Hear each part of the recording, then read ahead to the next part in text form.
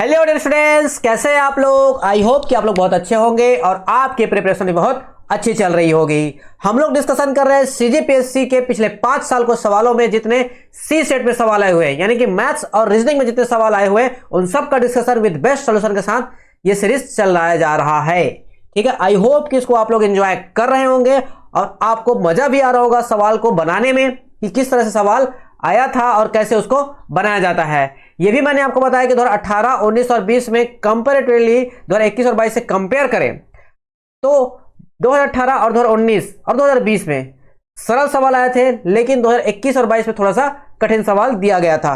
ठीक है, लेकिन उस कठिन सवालों के बीच में भी हम लोग बता रहे हैं कि वो जो सॉल्यूशन बनेगा वो किस तरह से बनाया जाता है। ठीक है, हम लोग 2021 तक के सवालों को कंप्लीट कर चुके हैं।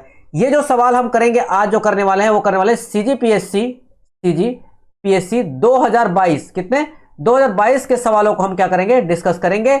सवालों के साथ ही चलते हैं सीधा।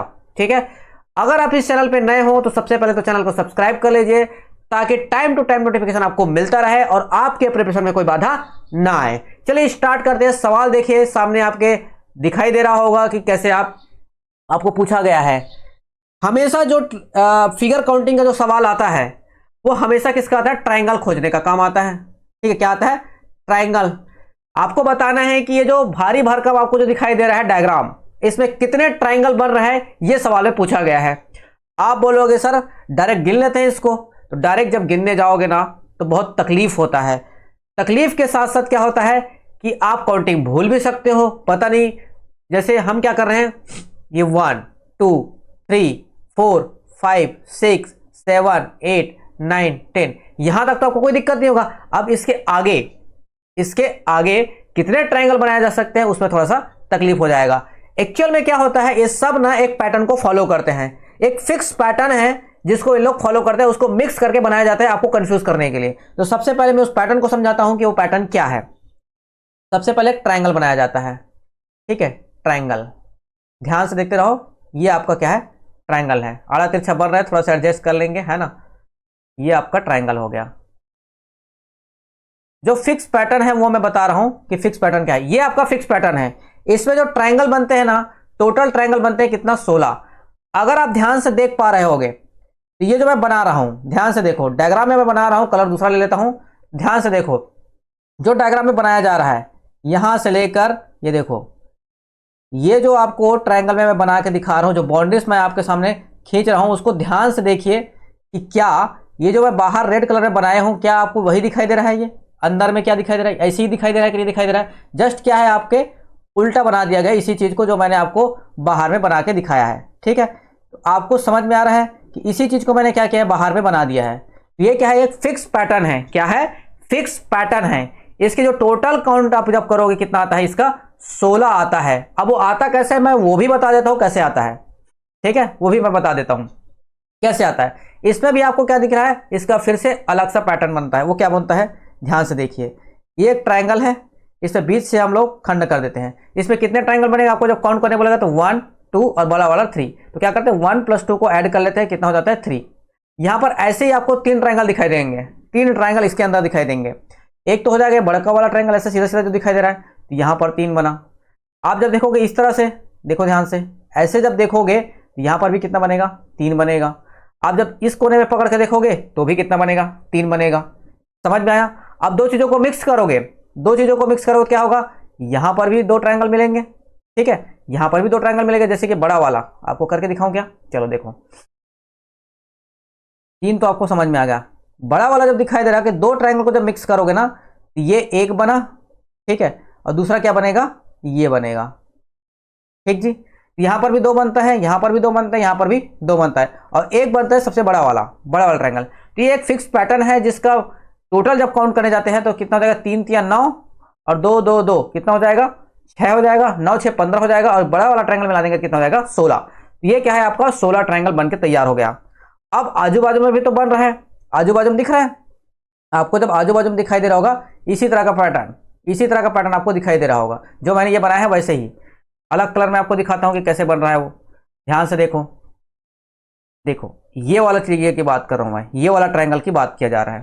ठीक है, लाइनिंग आड़ा तिरछा हो रहा है, बट समझने की कोशिश कीजिएगा, जो मैं बताना चाह रहा हूँ वो ये ट्रायंगल की बात कर रहा हूँ मैं। किस ट्रायंगल की? इस ट्रायंगल की। तो इसमें कितने बन रहा है टोटल? 3 बन रहा है, ये वाला पैटर्न है 3 बन रहा है। इसमें कितने बन रहा है? 3 बन रहा है। तो इधर भी 3 है और इधर भी 3 है, टोटल कितना हो गया? 6 हो गया, तो प्लस 6।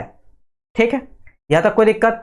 अब जब दोनों तरफ को हम चिपका देंगे, देखो यहां भी 3 बन रहा है और इधर भी 3 बन रहा है, दोनों को चिपका दिया। अब तीनों ट्रायंगल को जब एक साथ चिपकाया गया तो उससे हुआ क्या? एक अलग से ट्रायंगल फॉर्म होना चालू हो गया।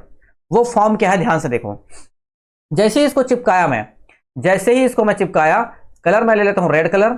ठीक है, ध्यान से देखो, ये वाला जो ट्रायंगल बना, इसको चिपकाने से इस लाइन की वजह से, ये जो लाइन खिंचाया, इस लाइन की वजह से जो ट्रायंगल बना वो क्या है? सबसे पहले तो बड़ा वाला ट्रायंगल बना यहां से, ये बड़ा ट्रायंगल। ठीक है, एक ट्रायंगल बना। अब ध्यान से देखो, इसके साथ साथ एक और ट्रायंगल आपको दिखाई देगा। वो क्या है? आपको यहां से लेकर ये वाला ट्रायंगल, देखो ये वाला ट्रायंगल भी तो फाउंड हुआ। तो एक्चुअल में कितने ट्रायंगल फाउंड हो गया? इस कोने से 2 ट्रायंगल फाउंड हो गया। ठीक है, इसी लाइनिंग से कितना ट्रायंगल नीचे भी फाउंड होगा? नीचे भी क्या हो जाएगा? 2 ट्रायंगल मिलेगा, 2 ट्रायंगल। ध्यान से देखो, ये जो लाइनिंग है इसकी वजह से जब चिपका तो नीचे भी कितना मिलेगा? 2 ट्रायंगल मिलेगा। यहां पर देखो मैं बना रहा हूं, ये बड़ा वाला ट्रायंगल एक बना। ठीक है, बड़ा वाला ट्रायंगल एक बना, सही है। अब उसके अलावा कौन बना? उसके अलावा बना यहां से एक और ट्रायंगल बना, ये वाला। ठीक है, ये वाला ट्रायंगल और बना। ठीक है, डबल डबल हो जा रहा है लाइनिंग, लेकिन आप समझने की कोशिश कीजिएगा। ये वाला जो बना रहा हूं मैं, ये वाला, यहां भी कितना बन रहा है? 2 ट्रायंगल बन रहा है। तो इधर भी 2, इधर भी 2, वैसे इधर भी 2 बनेगा और इधर भी 2 बनेगा। इधर किसकी वजह से बनेगा? ये वाला बड़ा वाला लाइनिंग की वजह से बनेगा। इस वाला लाइनिंग की वजह से 2 2 बनेगा। कितना होगा? 2 2 2 और 2, कितना हो जाएगा? कितना हो जाएगा? इस तरह से हो जाएगा कितना? 2 4 8, कितना हो जाएगा? 8। तो 8 ट्रायंगल यहां बने। अब कहानी जो है खत्म हो चुका है, सब कुछ चिपका के हम लोग कैलकुलेट कर लिए हैं। अब टोटल कितना हो जाएगा? 16। 16 और 6 कितना हो जाएगा? 16 से 22 हो जाएगा, 22 और 8 कितना हो जाएगा?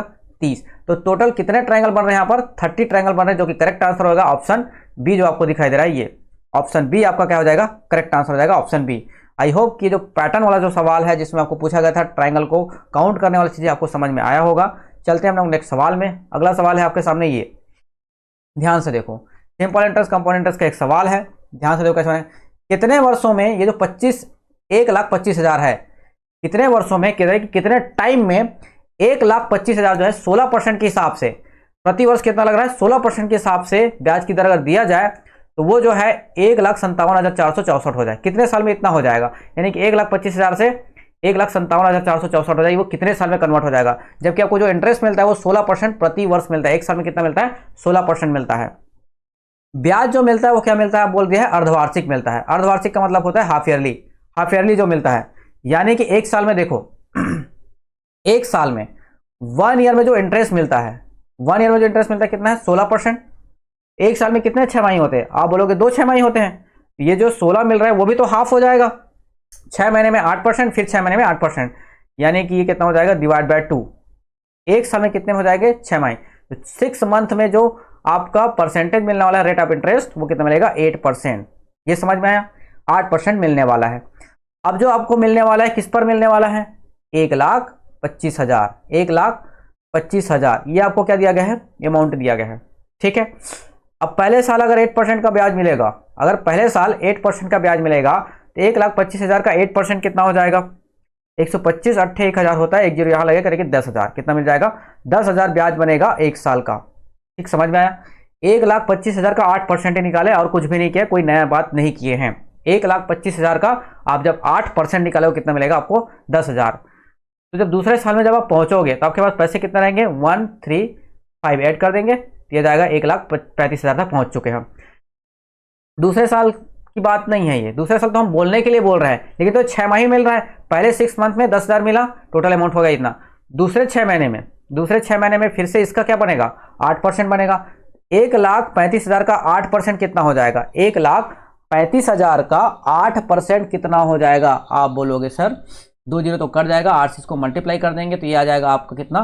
135 अट्ठे कितना हो जाएगा? 1,080, यानी कि 1,080।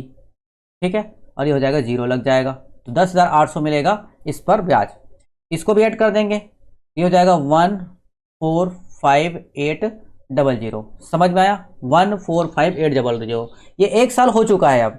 क्योंकि 8% 6 माह में मिला, 8% 6 माह मिला, तो आपका जो अमाउंट था 1,25,000 एक साल बाद कितना हो जाएगा, एक साल बाद आपका 1,45,800 हो चुका है। लेकिन हमको कितना करना है इसको, आपको बोला गया है कि कितना करना है इसको, 1,57,000। एक बार और देखते हैं कितने साल में जाएगा। अगला 6 माह जो रहेगा इसका भी आपका 8% लगेगा। इस पर जब 8% आप जब निकालोगे तो ये आ जाएगा आपका कितना, ये आ जाएगा 11,664 ये आपका मिल जाएगा अगले साल में। ठीक बात। अब इसको जब आप ऐड करोगे तो कितना आ जाएगा, 1,57,464 इसी को बोला गया था।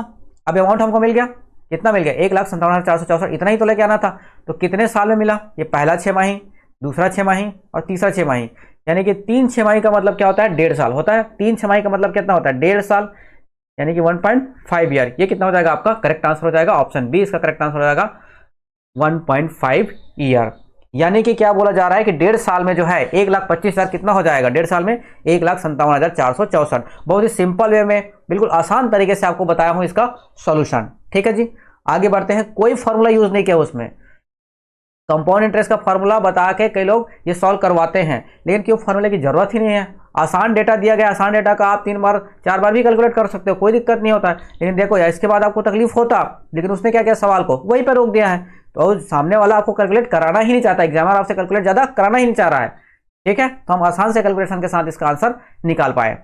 देखते हैं अगला सवाल, सवाल नंबर 3 से 5। ठीक है, सवाल है आपका 3 से लेकर 5 तक के सवाल। इसमें आपका डायरेक्शन से सवाल है। किसका सवाल है, डायरेक्शन का सवाल है। ये सवाल आया है रीजनिंग से, और रीजनिंग में डायरेक्शन का ये सवाल है। ठीक जी, आपको डायरेक्शन पता होगा कि डायरेक्शन कैसे होता है। ये होता है ईस्ट, ये होता है वेस्ट, ये नॉर्थ और ये साउथ। चलिए डायग्राम बनाते हैं। सबसे पहले कार्तिक जो है एक कार से जाता है और बिंदु ए से चलना स्टार्ट करता है। हम कोई भी पॉइंट मान लेते हैं, यहां पर मान लेते हैं कोई ए पॉइंट, यहां से चलना वो चालू करता है। कहां चलना चालू करता है, साउथ की तरफ जाता है 30 मीटर। तो साउथ की तरफ जब 30 मीटर जाता है तो क्या हो जाएगा, नीचे हो जाएगा। ये कहां चला गया, 30 मीटर वो नीचे आ गया। ठीक है, जाकर बिंदु बी से वो क्या मुड़ता है, वो लेफ्ट लेता है। लेफ्ट मिलने पर कौन सा मिलता है, सी मिलता है 50 मीटर की दूरी पर। ठीक है, यहां से वो लेफ्ट लिया और लेफ्ट जाने के बाद क्या मिला उसको, सी पॉइंट मिला, ये दूरी हो गया 50। ठीक है जी, इसके बाद वह फिर दाएं मुड़ता है और 60 किलोमीटर जाता है। दाएं मुड़ता है और 60 किलोमीटर जाता है, मतलब कि नीचे आएगा, तो 60 किलोमीटर जाएगा नीचे। ये कितना आ गया, 60 किलोमीटर नीचे। ये पॉइंट आ गया आपका डी। ठीक है, डी में जाने के बाद क्या मुड़ता है, वो लेफ्ट लेता है। लेफ्ट जाने के बाद कितना, 50 किलोमीटर जाता है ई तक पहुंचने के लिए। ई तक पहुंचने के लिए 50 किलोमीटर जाता है। तो ये मिल गया उसको ई पॉइंट मिल गया, ये है आपका 50। ठीक बात। ई पर जाने के बाद इसके बाद क्या करता है, ई से दाहिना मुड़ता है और 20 मीटर जाता है। दाहिना मतलब कि नीचे, तो नीचे आएगा वो कितना, 20 मीटर आता है और ई पॉइंट तक पहुंच, सॉरी एफ पॉइंट तक पहुंच जाता है। कितना, ये आपका एफ पॉइंट तक पहुंच गया। ठीक है, दाएं मुड़ा और 20 मीटर जाकर वो एफ पॉइंट तक पहुंच गया। अब एफ से क्या करता है, एफ से वो दाहिने मुड़ता है। एफ से वो दाहिने मुड़ता है, यानी कि राइट मुड़ता है। इसका राइट कितना हो जाएगा इस साइड में, और कितना जाता है 150। यहां से जाता है 150, ये 50 है, ये 50 है, और भी आगे चला जाएगा ये। तो आ गया ये 50, 50 से फिर आगे आया तो 100 हो गया, 100 से 150 आ गया। ठीक है, ये वाला पॉइंट क्या आ गया आपका, जी पॉइंट। क्या मिल गया आपको, जी पॉइंट मिल गया। जी पॉइंट में आने के बाद उसका मुड़ता है, राइट मुड़ता है और एच तक पहुंचता है। जी पर पहुंचने के बाद जी से वो राइट मुड़ता है और बिंदु एच तक पहुंचता है, जो कि 80 किलोमीटर पे जाता है। इसका राइट कितना हो जाएगा, ऊपर ये 20 है, ये 60 है और 20 है, यही हो जाएगा 80। यानी किसी के सीध में आ जाएगा यहाँ पर, किसी के सीध में आ जाएगा यहाँ पर। ये आ गया आपका क्या, सीधा जी से इधर चल के। ठीक है, जी से इधर चल के कितना आ गया, सी पॉइंट तक। ठीक है, ये आ गया सी पॉइंट तक। सी पॉइंट के सीध में आ जाएगा, एक पॉइंट का हो जाएगा एच। ठीक है, ये आ गया आपका 80। ठीक है जी, ये आपका डायग्राम बन के तैयार है। जैसा इसमें सवाल पूछा जाएगा वैसा आपको आंसर देना है। ठीक है, इधर इंग्लिश वाला पोर्शन था, उसको मैंने थोड़ा सा स्किप कर दिया, मतलब कि उसको हटा दिया है, क्योंकि डायग्राम मुझे बनाना था। चलो सवाल देखते हैं किस तरह से सवाल पूछा गया है। पहला सवाल आपका जो पूछा गया है वो क्या है, बिंदु एच जो है, एच के संदर्भ में डी जो है कौन सा डायरेक्शन में। जहां पर पूछा जाएगा वहां पर आप प्लस चिन्ह मार दो, जिसके रेफरेंस में पूछा जाएगा। किसके रेफरेंस में पूछा जाएगा, किसके संदर्भ में, एच के रेफरेंस में। एच के रेफरेंस जहां पूछा जाए वहां पर प्लस का साइन मारो, जहां पूछा जा रहा है वहां पर प्लस का साइन मारो। प्लस का साइन मारते ही आपको क्लियर हो जाएगा। डी के बारे में पूछा, डी इधर है, तो ये कौन सा डायरेक्शन हो गया, ये वाला कौन सा डायरेक्शन होता है, आप बताओगे ये वाला डायरेक्शन कौन सा रहेगा। देखो ध्यान से, यहां पर अगर ऐसे खींचूंगा तो डायरेक्शन कौन सा हो जाएगा, ईस्ट साउथ, साउथ ईस्ट हो जाएगा। तो आंसर क्या आ जाएगा, साउथ ईस्ट। साउथ ईस्ट का मतलब होता है दक्षिण पूर्व, इधर साउथ ईस्ट यानी कि डी, और इधर से बोलोगे तो दक्षिण पूर्व इसका करेक्ट आंसर हो जाएगा। क्या हो जाएगा? दक्षिण पूर्व इसका करेक्ट आंसर हो जाएगा, यानी कि दक्षिण पूर्व, साउथ ईस्ट इसका करेक्ट आंसर हो जाएगा। अगला सवाल देखते हैं नेक्स्ट क्या पूछा गया। बहुत ही सरल सवाल होता है, डायरेक्शन जो है बहुत सरल सवाल होता है, जो कठिन सवाल नहीं आता है इसमें ज्यादा। ठीक है, आपको बस कॉन्सेंट्रेट होकर सवाल को बनाना होता है। बिंदु एच जो है बिंदु एफ के बीच की न्यूनतम दूरी कितनी है? दोनों के बीच की न्यूनतम दूरी निकालना है, एफ और एच के बीच में। एफ और एच देखो ध्यान से, ये एफ है, ठीक है, और ये एच है। इसी के बीच का शॉर्टेस्ट डिस्टेंस क्या हो जाएगा? इसी के बीच का जो शॉर्टेस्ट डिस्टेंस हो जाएगा यही वाला हो जाएगा। होगा कि नहीं? अरे बाप रे, तिरछा बन गया क्या? देखो ध्यान से,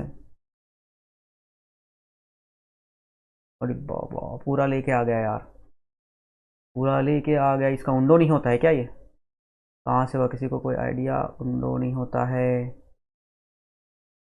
जिसको मिटाया था वही आ गया।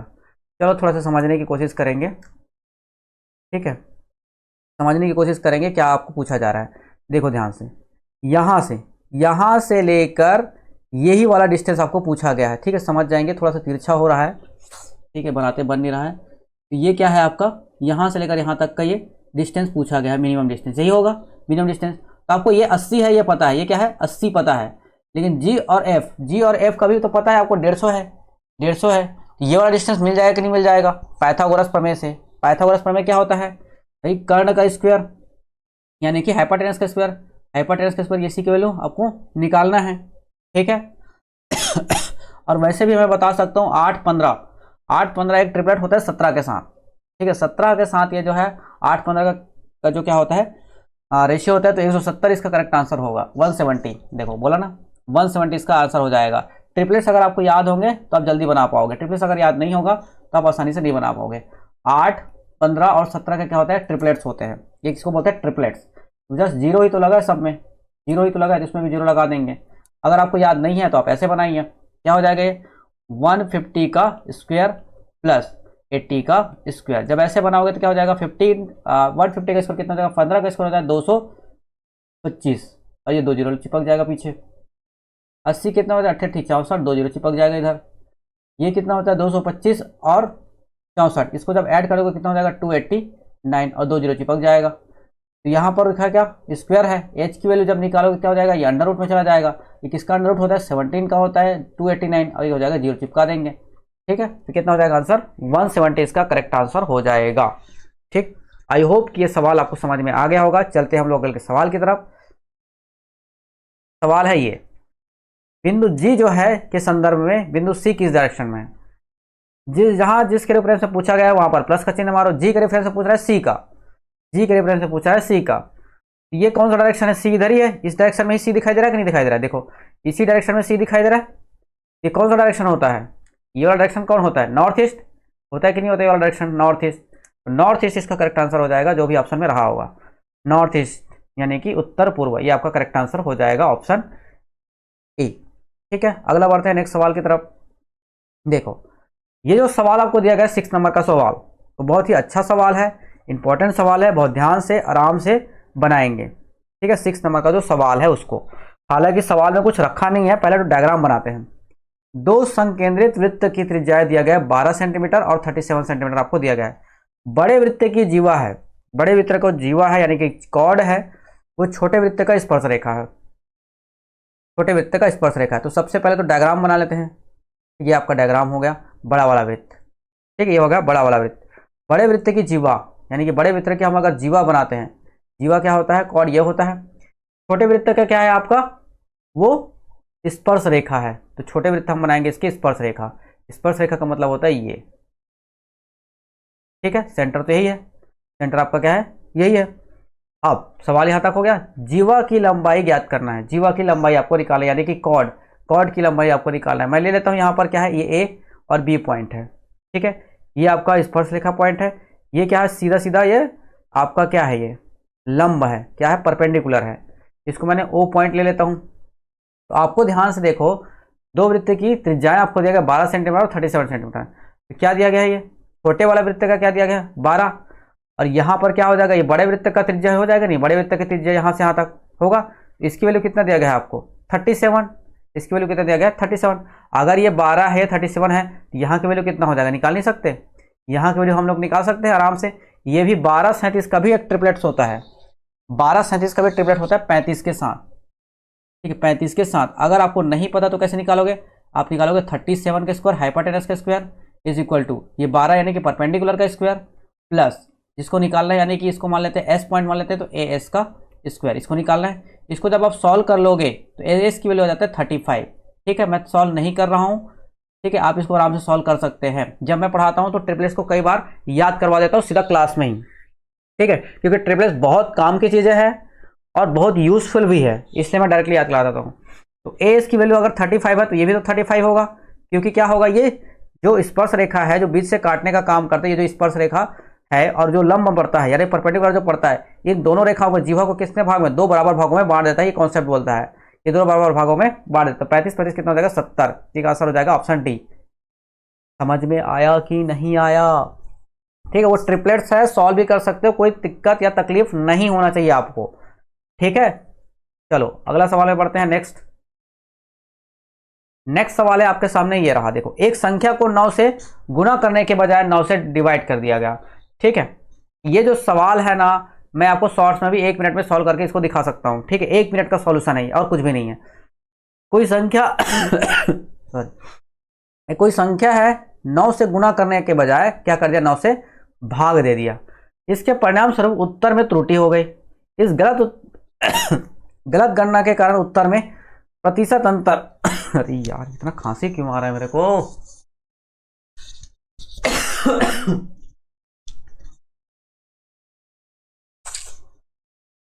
चलो इस गलत उत्तर के गणना के कारण क्या हुआ, प्रतिशत अंतर आपको निकालना है। तो सबसे पहले तो डिफरेंस निकालना पड़ेगा कि डिफरेंस कितना आया होगा। तो मैं मान लेता हूं कि कोई संख्या x है, मैंने आपको बोला भाई उसको मल्टीप्लाई करो 9 के साथ, मैंने क्या बोला आपको 9 के साथ मल्टीप्लाई करो, लेकिन आपने क्या कर दिया, आप कर दिया गड़बड़, आपने क्या कर दिया 9 से डिवाइड कर दिया, 9 से डिवाइड करेगा। इससे आपके आंसर में कितने का डिफरेंस देखने को मिला, कितने का डिफरेंस देखने को मिला, आप बोलोगे 9 या 81, 81 में से x घटाएं कितना देगा 80, 80 डिवाइड बाय 9x, कितने का डिफरेंस आपको देखने को मिला है, सही है। तो ये जो डिफरेंस है सही उत्तर का कितना परसेंट ये बोला है, उत्तर में प्रतिशत अंतर कितना, सही उत्तर का कितना अंतर आएगा। तो सही उत्तर क्या आना चाहिए था, 9x आना चाहिए था, क्योंकि मैंने तो आपको x को 9 से मल्टीप्लाई करने बोला था। तो यही जो है 9x का कितना परसेंट है, यही तो सवाल में पूछा गया, और कुछ अलग थोड़ी ना पूछा गया है, अलग आपको पूछा ही नहीं गया है और कुछ, ठीक है, यही तो पूछा गया है। ये जो अंतर का डिफरेंस आ रहा है, ठीक है, दोनों के आंसर का डिफरेंस आ रहा है, वो जो डिफरेंस है सही उत्तर का कितना परसेंट है, सही उत्तर का कितना परसेंट है, यही तो पूछा गया है। समझ में आया कि नहीं आया, ठीक है। तो आंसर क्या हो जाएगा, इसका आंसर क्या हो जाएगा बताओ। आपको निकालना है करेक्ट 2 डेसिमल, 2 डेसिमल तक का निकालना है। x तो आपका कट ही जाएगा, कोई दिक्कत है नहीं। ये कितना हो जाएगा 9 या 81, आपका जो आंसर आएगा वो 80 और पीछे लेगा 2 जीरो, डिवाइड बाय कितना हो जाएगा 9 या 81। इसको आपको डिवाइड करना है। डिवाइड करने पर क्या मिलेगा आपको, ध्यान से देखो, 81 से जब इसको डिवाइड करोगे तो 10 बार में तो 810 हो जाएगा, मतलब 9 बार में ही जाएगा, ठीक है, 9 बार में जाएगा। सारे ऑप्शन 9 बार में ही जा रहे हैं, ठीक है, हमको आगे बढ़ना पड़ेगा। एक आंसर आपको मिल गया तो 98, 97, 94, 91, एक और मिल गया तो हमारा आंसर मिल जाएगा। तो 9 बार में कितना हो जाएगा, 9 एकम 9, 9 अट्ठे 72, 729, 800 में से 729 जब माइनस करेंगे कितना हो जाएगा 71, कितना हो जाएगा 71, और 71 के बाद एक जीरो और बचा है, तो अब कितने बार में जाएगा बताओ, अब कितने बार में जाएगा, 8 निया होता है 72, तो 729 तो बड़ा हो जाता है, ठीक है, 729 क्या हो जाएगा, बड़ा हो जाएगा। तो कितने बार में जाएगा, आप बोलोगे सर ये 8 बार में जाएगा, 9 बार में तो बड़ा हो जाएगा ना, 9 बार में तो 8 बार में जाएगा ये। तो 98 पॉइंट समथिंग कुछ आंसर आने वाला है, यानी कि ऑप्शन बी ही इसका करेक्ट आंसर हो जाएगा, और कोई आंसर नहीं हो सकता। 98 लेके आ गए मतलब कि कहानी खत्म, और उसको डिवाइड करने की जरूरत ही क्या है, बिल्कुल ऐसा डिवाइड करने की गलती नहीं करना है, आपको एग्जैक्ट कैलकुलेट वहां पर नहीं करना है। अगर ऑप्शन आ जा रहा है, ऑप्शन का मतलब क्या है, ऑप्शन का मतलब यह है कि आपको आंसर दिया हुआ है, तो आपको इस्तेमाल करना है उस ऑप्शन का, ठीक है, एग्जैक्ट कैलकुलेट करते नहीं रहना है। चलो नेक्स्ट चलते हैं अगले सवाल की तरफ। नेक्स्ट आपका सवाल है क्या है, 8 नंबर का सवाल। देखो ध्यान से 8 नंबर का सवाल कैसे बनेगा, देखो भाई कैसे बनेगा सवाल, ठीक है, कोई बड़ी बात नहीं है। इसको सॉल्व करने के लिए मैं क्या कर लेता हूँ, थोड़ा सा इरेज का काम कर लेता हूँ, ठीक है, इरेज का काम कर लेता हूँ ताकि आपको समझाने के लिए मुझे कोई दिक्कत ना आए। ये सब मैं हटा देता हूँ, ठीक है, ये सब मैं हटा देता हूँ ताकि समझाते वक्त मुझे कोई दिक्कत नहीं आना चाहिए, ठीक है, अपने लिए मैं जगह बना लेता हूँ। चलो सवाल को पढ़ो, क्या बोला जा रहा है, सवाल जो बोला जा रहा है बहुत ध्यान से देखो, ठीक है। सवाल जो आपके सामने है वो आपसे पूछा गया है कि एक दुकानदार है, एक वस्तु का अंकित मूल्य लागत मूल्य से कितना है, 40% अधिक है। तो लागत मूल्य का मतलब क्या है, सीपी। सीपी को कुछ दिया नहीं है, मतलब मैं मान लेता हूँ 100 रुपये मेरा सीपी है। तो मार्क प्राइस यानी कि अंकित प्राइस कितना हो जाएगा, कितना हो जाएगा, इससे 40% अधिक है, यानी कि 140 रुपये हो जाएगा।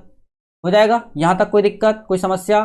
आप बोलोगे सर कोई समस्या नहीं। छूट को कैसे करता है वो, छूट को वो है 6.5% से बढ़ाकर कितना कर देता है, 15.9% कर देता है। पहले दे रहा था वो कितना, 6.5% से बढ़ाकर कितना कर दिया, वो 15.5% बढ़ गया है। तो डिफरेंस कितने का आया, आप बोलोगे डिफरेंस कितने का आया, क्योंकि ऐसा कर देने से जो प्रॉफिट है ना वो कितना कम हो जा रहा है, 378 कम हो जा रहा है। तो अगर ये कम हो जा रहा है का मतलब याद रखना कि ये भी क्या दिया गया, एक तरह से डिफरेंस का काम कर रहा है। क्या कर रहा है वो, डिफरेंस दिया गया है। तो हम इसका भी क्या कर लेंगे, इसका भी अपन डिफरेंस निकाल लेंगे, इसका भी डिफरेंस। तो 15.5% में अगर 6.5% घटा दोगे तो कितना आ जाएगा, 9%। आपको जो दिया गया मार्क प्राइस यानी कि 140 का 9%, 140 का 9%, इसकी वैल्यू आपको सवाल में दे दिया कितना, 378। कितना दे दिया गया है, 378 ऐसा दे दिया गया है। तो आपको मिल जाएगा क्या, 140 का वैल्यू कितना हो जाएगा, 9 से इसको डिवाइड कर देंगे, 9% से इसको डिवाइड कर देंगे, कितना हो जाएगा, 9 चौक 36 हो जाएगा, 9 दूनी 18 और 2 जीरो चिपक जाएगा, क्योंकि यहाँ परसेंटेज लगा, उधर जाके क्या होगा, मल्टीप्लाई हो जाएगा। 140 की वैल्यू आपको पता चल गया कि 4200 है, यानी कि आपका मार्क प्राइस की वैल्यू पता चल गया। मार्क प्राइस की अगर वैल्यू पता चल गया तो क्या आप यहाँ से सीपी निकाल लोगे, सीपी निकालोगे। 140 की वैल्यू अगर 4200 है तो 100 की वैल्यू कितना हो जाएगा, 140 की वैल्यू अगर 4200 है तो 100 की वैल्यू कितना हो जाएगा, आपको दिख रहा है 300 गुना दिखाई दे रहा है, 30 गुना दिखाई दे रहा है कि नहीं आ रहा, 300 नहीं 30 गुना दिखाई दे रहा है।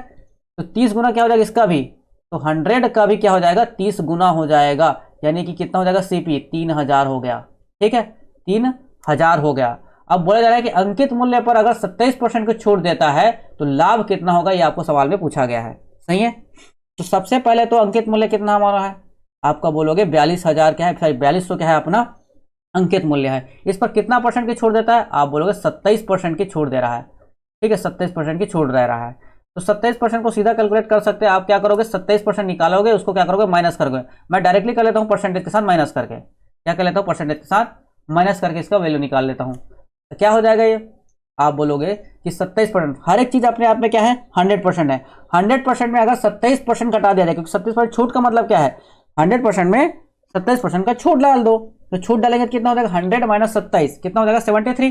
तो डायरेक्ट इसका क्या निकालोगे आप 73%, 73%। ये क्या निकलेगा आपका एसपी। भाई इसमें छूट डालोगे तो क्या मिलेगा, सेलिंग प्राइस मिलेगा कि नहीं मिलेगा।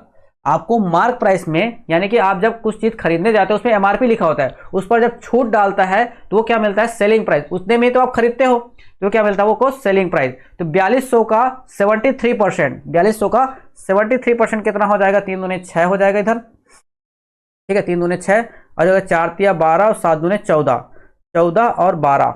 ठीक है, 14 और 12 कितना हो जाएगा ये 24, और 24 और 2 कितना हो जाएगा 66। ठीक है, तो हो जाएगा 6। ठीक है, 26 और हो जाएगा 7 चौक 28, 7 चौक 28, 28 और 2 कितना हो जाएगा 30, हो जाएगा 30। आप बताओ सेलिंग प्राइस और कॉस्ट प्राइस का डिफरेंस ही तो लाभ होगा।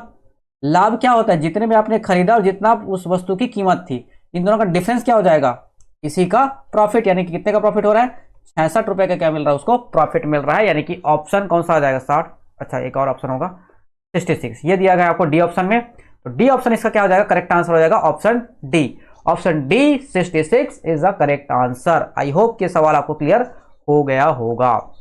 चलो आगे बढ़ते हैं नेक्स्ट सवाल की तरफ। अगला सवाल है आपका किस्त से दिया गया है, किससे दिया गया है, किस्त से दिया गया है। अरे इधर उधर क्यों जा रहा है। अगला सवाल जो दिया गया है वो किस्त से दिया गया है। सवाल को आराम से बिल्कुल धैर्य के साथ बनाएंगे, आसान नहीं था ये सवाल। देखो एक ऋण दिया गया है, उसको 2 समान किस्तों वार्षिक किस्तों में आप वापस करना है। ठीक है, आप किसी से लोन लिए, लोन लोगे तो पैसे भी तो वापस करोगे, अगर पैसे वापस करोगे तो वो इंटरेस्ट रेट भी डालेगा। तो आपको क्या करना है कि 2 किस्त में पटाता है वो। ठीक है, 2 समान किस्तों में वो पटाता है, और जो किस्त क्या है एकदम बराबर है। अगर इस साल आप 2500 दे रहे हो तो अगले साल भी 2500 ही दोगे, ये किस्त क्या है बराबर है। और ब्याज का रेट कितना दिया गया, कितना रुपए आपका इंटरेस्ट लगता है उस पर, 15% बोल रहा है कि इंटरेस्ट हर साल लगता है। वार्षिक रूप से संयोजित होते हैं, क्या होता है हर साल संयोजित होता है, 1 ईयर का है। प्रत्येक किस्त कितना दिया गया है, एक किस्त आपको पड़ता है कितना है 5819, कितना पड़ता है 5819 पड़ता है। ध्यान से देखो कैसे बनाएंगे। सबसे पहले तो जो फ्रैक्शन वैल्यू आपको दिया गया है 15%, इस 15% को आप कन्वर्ट कर लोगे किसमें, फ्रैक्शन में। तो 5% का फ्रैक्शन वैल्यू होता है 1/20, ये हो जाएगा 3/20। ठीक है, 3/20। इसका कहने का मतलब क्या है, ये 20 क्या बता रहा है आपको, कॉस्ट प्राइस। क्या बता रहा है, कॉस्ट प्राइस। और जो इसका इंटरेस्ट कैलकुलेट होता है, ठीक है, इंटरेस्ट, ठीक है, यानी क्या बोल लो, इंस्टॉलमेंट बोल लो इसको, इंस्टॉलमेंट, कितने का इंस्टॉलमेंट बनेगा, ठीक है, इंस्टॉलमेंट। तो कॉस्ट आपको अगर 20 रुपया पड़ता है तो 3 रुपये ऐड होके हर साल कितना इंटरेस्ट हो जा रहा है, इंटरेस्ट कितना हो जा रहा है, 3 रुपये। तो इस पर आपको 3 रुपये इंटरेस्ट मिलेगा, तो आपको इंस्टॉलमेंट कितना देना पड़ेगा, 23 रुपये। ये पहले साल का हो गया। आपको कितना का निकालना है, 2 साल का, 2 समान किस्त है इसका, किस्त जो समान होना चाहिए। अगले साल जब रहेगा, अगले साल रहेगा तो क्या निकालेंगे, इसी का स्क्वायर निकालते हैं। अगले साल रहेगा तो अगले साल के लिए स्क्वायर निकालते हैं। ऐसा होता है कंपाउंड इंटरेस्ट में, हम क्या करते हैं, स्क्वायर कर देते हैं।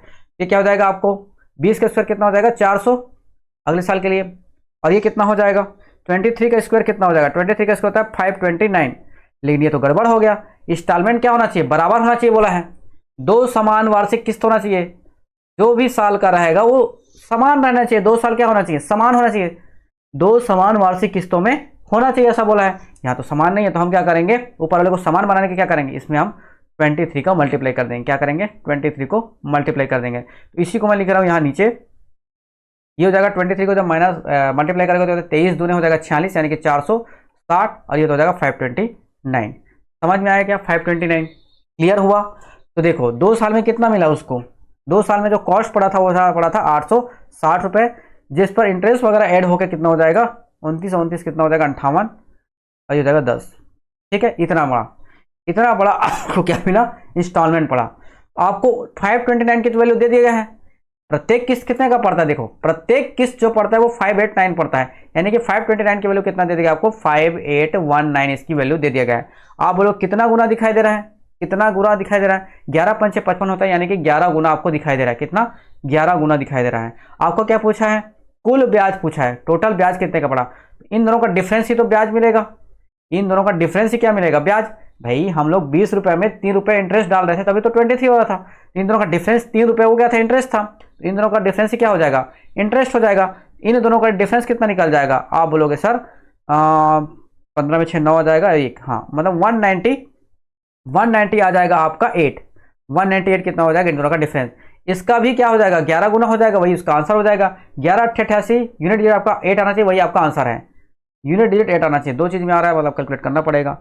तो इसको मल्टीप्लाई कर देते हैं, 11 से मल्टीप्लाई करना तो और भी आसान रहता है। ये कितना हो जाएगा, 7 हो जाएगा, ये 1 हो जाएगा, ये 2 हो जाएगा, यानी कि कितना हो जाएगा, 2178 इसका करेक्ट आंसर हो जाएगा। ऑप्शन बी है इसका करेक्ट आंसर। क्या हो जाएगा, ऑप्शन बी इसका क्या हो जाएगा, करेक्ट आंसर हो जाएगा। चलते हैं अगले सवाल की तरफ। आई होप के सवाल आपको समझ में आ गया होगा। देखो ये रीजनिंग का सवाल है, बनाना आसान नहीं था। ठीक है, रीजनिंग का सवाल है, बनाना इतना आसान नहीं था। ध्यान से देखो, बोला जा रहा है ये क्यूब है, ठीक है, फोल्डेड रूम में है क्यूब। इसको जब आप ओपन करोगे तो कैसा दिखाई देगा, ये आपको पूछा गया है। जैसे आप ओपन करोगे तो कैसा दिखाई देगा, ये आपसे सवाल में पूछा गया है। तो कैसे बनाएंगे सवाल को, देखो ध्यान से। देखो सबसे पहले तो कंपैरिजन करें, थोड़ा सा मैं छोटा कर लेता हूं ताकि सवाल एक बार पूरा दिखाई दे मुझे। ठीक है, सवाल आपको पूरा तो नहीं दिख रहा है, फिर भी मेरे काम चलाने लायक दिख गया। ठीक है, देखो ध्यान से।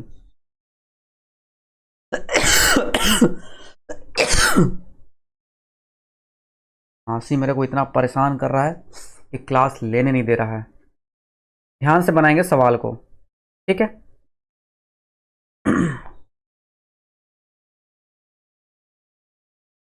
देखो सबसे पहले तो हम ऑप्शन पे जाते हैं, ऑप्शन को सबसे पहले एलिमिनेट करने की कोशिश करते हैं। ठीक है, एलिमिनेट करने की कोशिश करते हैं। अगर ये दिख रहा है कि आप सभी फलकों पे सामने 3 फलक दिखाई दे रहा है, ये पहला वाला फलक दिखाई दे गया, ये पहला दिखाई दिया, ये दूसरा दिखाई दिया, ये तीसरा दिखाई दिया। तीनों में आपको डार्कनेस दिखाई दे रहा है, तीनों में क्या है, डार्क दिखाई दे रहा है। मतलब कि इसका अपोजिट वाला जो रहेगा उसमें ब्लैंक चीजें दिखाई देना चाहिए, ब्लैंक चीजें दिखाई देना चाहिए। तो देखते हैं कौन कौन से में ब्लैंक है। तो इसका अल्टरनेटिव क्या होना चाहिए, ब्लैंक होना चाहिए। इसका अल्टरनेटिव ब्लैंक है क्या, बिल्कुल है, ये हो सकता है। इसका अल्टरनेटिव ब्लैंक है क्या, ये भी ब्लैंक है, तो आंसर हो सकता है, ये भी हो सकता है आंसर। इसको देखते हैं, ये भी है, ये भी है ब्लैंक, और ये भी क्या है आपका ब्लैंक दिखाई दे रहा है। इस तरह से अल्टरनेटिव हम चेक करते हैं। आगे अल्टरनेटिव चेक करते हैं। इसका अल्टरनेटिव दिखाई दे रहा है क्या? ब्लैंक, बिल्कुल दिखाई दे रहा है। इसका अल्टरनेटिव ब्लैंक दिखाई दे रहा है क्या? बिल्कुल दिखाई दे रहा है। यहाँ पर भी ब्लैंक दिखाई दे रहा है।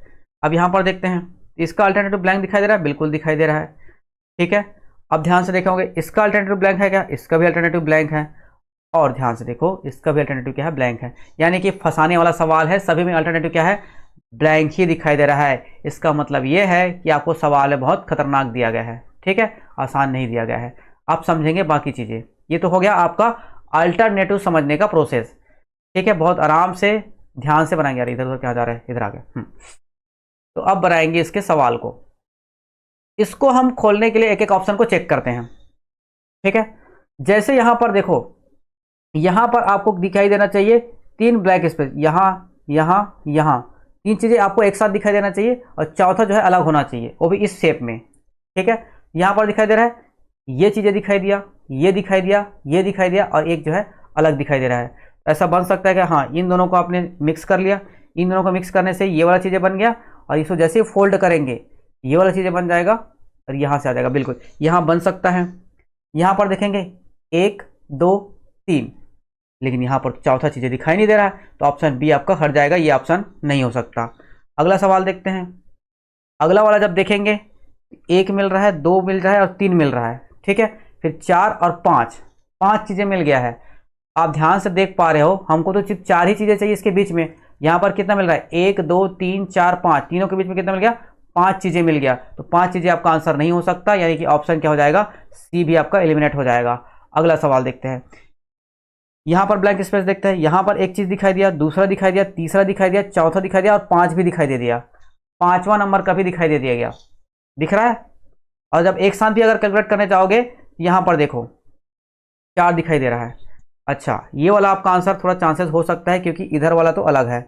इधर वाले का खेल में आपका मिल रहा है, यहां है, लेकिन 2 तो आपको अलग से मिल गया। एक देखो, ये 1 मिल गया, ये 2 मिल गया, ये 3 मिल गया, और ये 4 मिल गया।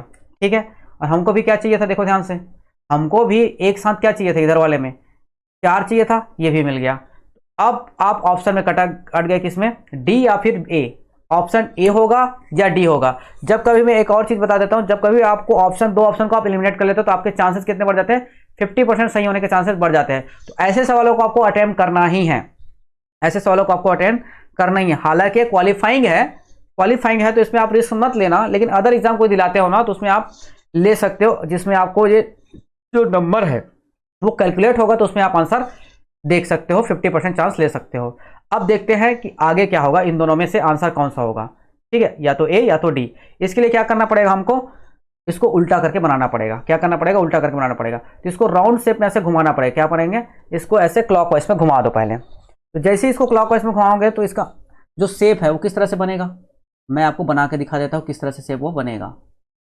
ठीक, इस तरह से शेप बनेगा। 1 2 3 4, तो 4 तो ऐसे ही रहेगा, 1 2 और 3 4। ठीक है, इसको जब पूरा घुमा दूंगा तो यहां पर आ जाएगा, ये आ जाएगा यहां पर। और जो शेप बनाएगा वो कैसे बनाएगा? इधर ऐसे घूम के आएगा, तो यह बन जाएगा आपका यहां से आपको कुछ इस तरह से आपको दिखाई देगा, या आपका ब्लैंक स्पेस ऐसा दिखाई देगा। ठीक है जी। अब इसके बाद जब घूम के आया यहाँ पे, ये भी तो घूम जाएगा। ठीक है, और जैसे ही घूमेगा यहां पर आ जाएगा ये इस तरह से। ठीक, ये आपको इस तरह से आ जाएगा, और ये वाला आ जाएगा कहाँ? यहाँ पे।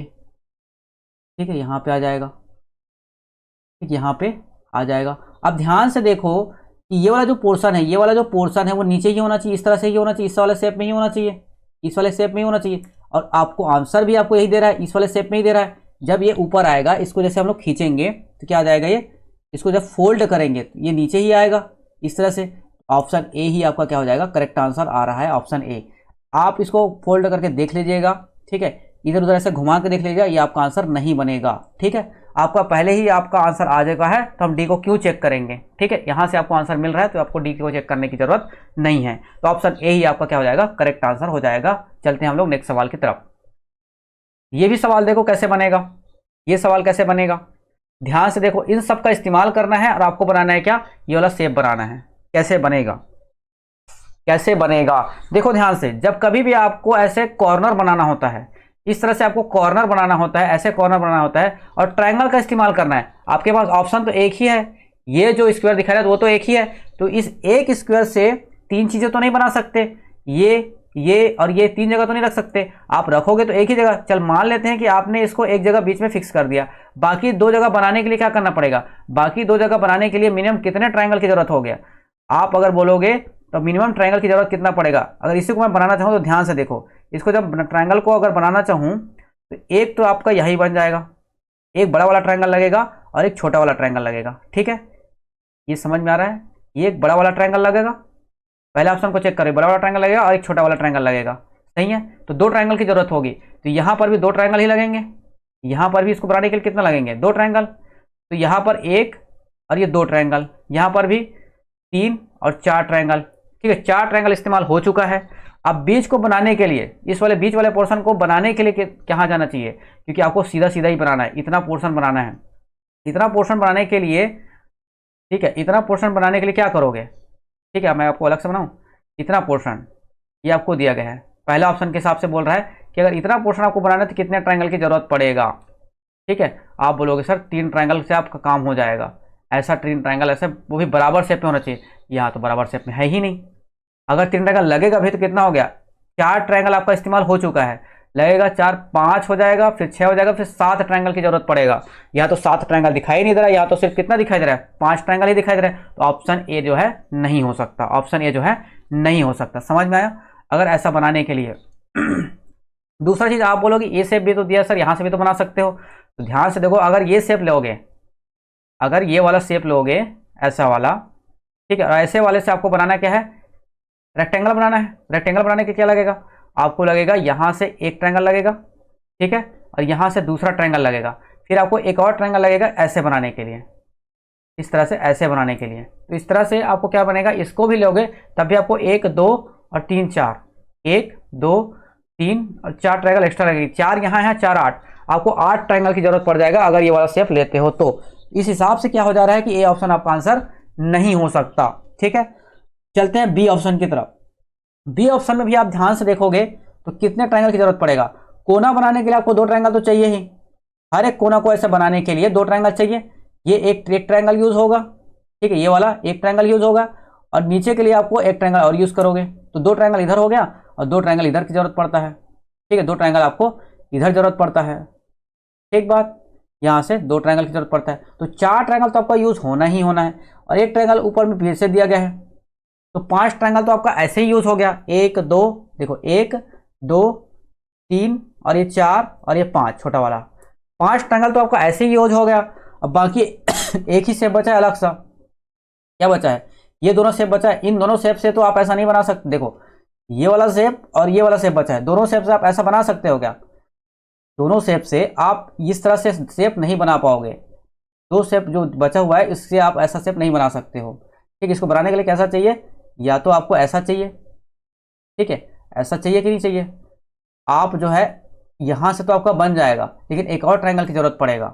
ठीक है, आप पांच ट्रायंगल यूज कर चुके हो, आज ट्रायंगल आपका यूज हो चुका है। अगर बनाओगे तो एक अलग से ट्रायंगल की जरूरत पड़ेगा। हमको दिया सिर्फ पांच ही ट्रायंगल दिया गया, देखो ध्यान से, पांच ही ट्रायंगल दिया गया और ये दिया गया। अगर एक ट्रायंगल और होता तो ऑप्शन बी आपका करेक्ट आंसर हो जाएगा, तो लेकिन ऑप्शन बी भी नहीं हो सकता, ऑप्शन बी भी नहीं हो सकता। समझ में आया? बी भी उसका आंसर नहीं हो सकता है। अब देखो अगला सवाल को बनाएंगे कैसे। सी ऑप्शन इसका आंसर हो सकता है क्या? सी ऑप्शन को बनाने के लिए अगर हम बनाते हैं, सी ऑप्शन को अगर हम बनाना चाहें तो कैसे बनाएंगे? ध्यान से देखो, एक तो आपका दिख रहा है ये वाला ट्रायंगल, ये वाला ट्रायंगल का इस्तेमाल करके आप बड़े वाला ट्रायंगल का इस्तेमाल करके ऐसा तो ट्रायंगल बना लिए। ठीक है, आप एक ट्रायंगल यहां रख दिए, छुटकू सा नीचे वाला जो स्क्वायर दिया था आपने यहां रख दिया। ठीक है, अब इसको बनाने के लिए क्या रखना पड़ेगा? इस तरह से रखना पड़ेगा। आप बोलोगे ऐसा कर लेते हैं, ठीक है, एक ऐसा वाला शेप यूज कर लेते हैं, आप बोलोगे ऐसा यूज कर लेते हैं। ठीक है, मैंने बोला कोई दिक्कत नहीं, एक और ये दूसरा शेप जो यूज किया गया था वो निकल गया और दो ट्रायंगल आपने यूज कर लिया है। तीसरा ट्रायंगल कैसे यूज करोगे? आप बोलोगे सर यहां से ट्रायंगल यूज कर लेते हैं। कहां से? यहां से एक ट्रायंगल ऐसा यूज कर लेते हैं। ठीक है, आप बोलोगे एक दो ट्रायंगल यूज हो गया, ये तीसरा ट्रायंगल यूज हो गया और ये चौथा ट्रायंगल यूज हो गया। यहां पर तो चार ही ट्रायंगल यूज हुआ है भाई, हमको तो पांचवा ट्रायंगल यूज करने ही नहीं दिया इस बंदे ने। ठीक है, तो ये भी ऑप्शन आपका नहीं हो सकता। ऑप्शन डी, एक ही ऑप्शन बचता है, ऑप्शन डी, यही आपका करेक्ट आंसर होगा। आपको चेक करने की जरूरत ही नहीं है, आप चेक करना चाहो तो कर सकते हो, लेकिन मैं बोलूंगा कि अगर 3 ऑप्शन गलत हो चुके हैं तो डी ऑप्शन अपने आप में सही हो जाएगा। ठीक है, सही हो जाएगा। चलो नेक्स्ट चलते हैं अगले सवाल की तरफ। डी ऑप्शन बन गया। 12 नंबर का सवाल, 12वां नंबर का सवाल कैसे बनेगा, ध्यान से देखो सवाल को। ठीक है, बहुत ही इंपॉर्टेंट सवाल है, अच्छा सवाल है, अच्छे लेवल का सवाल है। पाइप इंकेस्टन का सवाल है, टंकी और पाइप का ये सवाल पूछा गया है। ध्यान से देखो, एक्स और वाई, एक टंकी को भरने में कितना लगाते हैं, 10 घंटे और 15 घंटे लगाते हैं। ठीक है, कितना लगाते हैं, 10 घंटे और 15 घंटा लगाते हैं। तो कितने की स्पीड से भरेगा ये, 1/10 की स्पीड से, और ये 1/15 की स्पीड से। ऐसा भी बना सकते हो, या फिर मैं आपको एक और तरीका बता देता हूँ। ठीक है, ऐसा भी बना सकते हो, इसका इस्तेमाल, दोनों का इस्तेमाल करना इसी कॉन्सेप्ट में सिखाऊंगा, इसी क्वेश्चन में ही दोनों का इस्तेमाल करना सिखाऊंगा। 1 करके भी बनाते हैं और एलसीएम मेथड से भी बनाते हैं। तो ये हो गया एक्स, ये हो जाएगा वाई। कितने टाइम लगते हैं, इसको लगते हैं 10 घंटे और इसके लगते हैं 15 घंटे। दोनों को अगर काम पे लगा दिया गया, दोनों को अगर काम पे लगा दिया गया, तो इन दोनों का जो एलसीएम होगा वही क्या रहेगा, टोटल वर्क डन, यानी कि टोटल टंकी की कैपेसिटी निकल जाएगी। तो 15 और 10 का जो एलसीएम आएगा, ठीक है, 15 और 10 का जो एलसीएम आएगा वो कितना आ जाएगा, 30। कितना आ जाएगा, 30। ये आ जाएगा 30। ठीक है, ये आ गया 30 एलसीएम। इस 30 को कंप्लीट करने के लिए 10 को कितनी बार जाना पड़ेगा, आप बोलोगे सर 3 बार जाना पड़ेगा। 15 को 30 को कंप्लीट करने कितने बार जाना पड़ेगा, आप करोगे 2 बार की स्पीड से जाना पड़ेगा। ये 3 और 2 5 हो गया, दोनों ने मिलकर अगर काम किया तो डिवाइड बाय 5 हो जाएगा। भाई आप याद रखना एक कॉन्सेप्ट, क्या होता है, speed into time is equal to होता है work done. Speed into time is equal to work done. ठीक है, जब कभी वर्क डन कांस्टेंट हो अरे यार दिमाग खराब हो गया ये। ठीक है, माफ़ी चाहूँगा, तबीयत थोड़ा सा ख़राब है। ठीक है, ऊपर से ये टेक्निकल इशू आ जाने के कारण मुझे क्लासेस जो है इस तरह से लेना पड़ रहा है। ठीक है, तो थोड़ा सा माफ़ी चाहूँगा, इसमें कुछ समय दीजिए। ठीक है, फिर मैं आपको टेक्निकल इशू को सॉल्व कर लूँगा, फिर हम लोग वापस जैसे आ जाएंगे जैसे हम लोग बोर्ड पे सॉल्व कर रहे थे। ठीक है ना, चलो ये कॉन्सेप्ट आप लोग याद रखना, S into T is equal to क्या होता है, वर्क डन। जैसे ही वर्क डन जो है कांस्टेंट होता है तो एस जो है इनवर्सली प्रोपोर्शनल हो जाता है किसके, टी के। ये कॉन्सेप्ट भी आपको याद रखना है। तो ध्यान से देखो, ये 3 की स्पीड से काम कर रहा है, ये 2 की स्पीड से काम कर रहा है। टोटल वर्क डन कितना, 30 है। तो work done divide by speed, work done divide by speed क्या देगा आपको, टाइम देगा, यानी कि 6 आवर्स में ये जो टंकी को भर देगा। 5 6 के 30, तो 6 आवर्स में क्या करेगा, ये टंकी को भर देगा। ठीक है, आगे बढ़ते हैं। इसी पर एक निकासी पाइप लगा हुआ है, कौन, जेड। जेड जो है निकासी पाइप लगा हुआ है, वो पानी खाली करने का काम करेगा। जेड क्या करेगा, ये दोनों भरने का काम कर रहा है और ये बिगाड़ने का काम कर रहा है, मतलब जेड जो है पानी को निकालने का काम कर रहा है। तीनों पाइप को एक साथ खोल दिया जाए, तीनों पाइप एक साथ खोल दिया गया। अब इस कॉन्सेप्ट का इस्तेमाल करने वाला, अभी एलसीएम वाला मेथड बताया, अब इस वाले कॉन्सेप्ट को देखो। तीनों पाइप एक साथ खोल दिया गया, ये कितने की स्पीड से काम करता है, जब कभी भी स्पीड की बात करेगा तो 1/t होगा, और टाइम की बात करेगा तो 1/s होगा। हम अगर टाइम की बात करें और स्पीड की बात करें तो क्या हो जाएगा, ध्यान से देखो, ये जो स्पीड है ना, ये टी का इनवर्सली प्रोपोर्शनल होता है।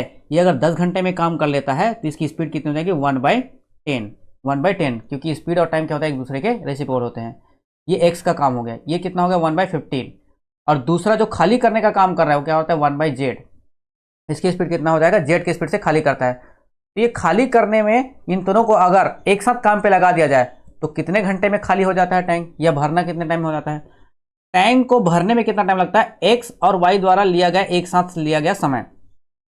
एक्स वाई को कितना समय लिया गया, 6 घंटे लिया गया, और 6 घंटे प्लस 2/3 तो कितना हो जाएगा, 6 घंटे पहले लिया गया था, और एक्स्ट्रा कितना लगता है, अधिक कितना लगता है, 2/1/3। ये कितना हो जाएगा, 8/1/3, और 8/1/3 का मतलब कितना हो जाए, 25/3। इतना घंटे लगता है उस टंकी को भरने में।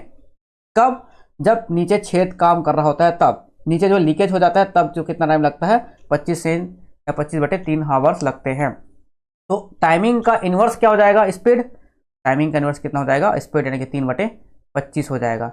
यहां से आप जेड की वैल्यू निकालोगे, यहां से आप क्या करोगे, जेड की वैल्यू निकालोगे। तो क्या करने वाले हैं, 1/10 प्लस 1/15 माइनस कितना हो जाएगा, इधर आ जाएगा 3/25 इज इक्वल टू क्या आ जाएगा, 1/z।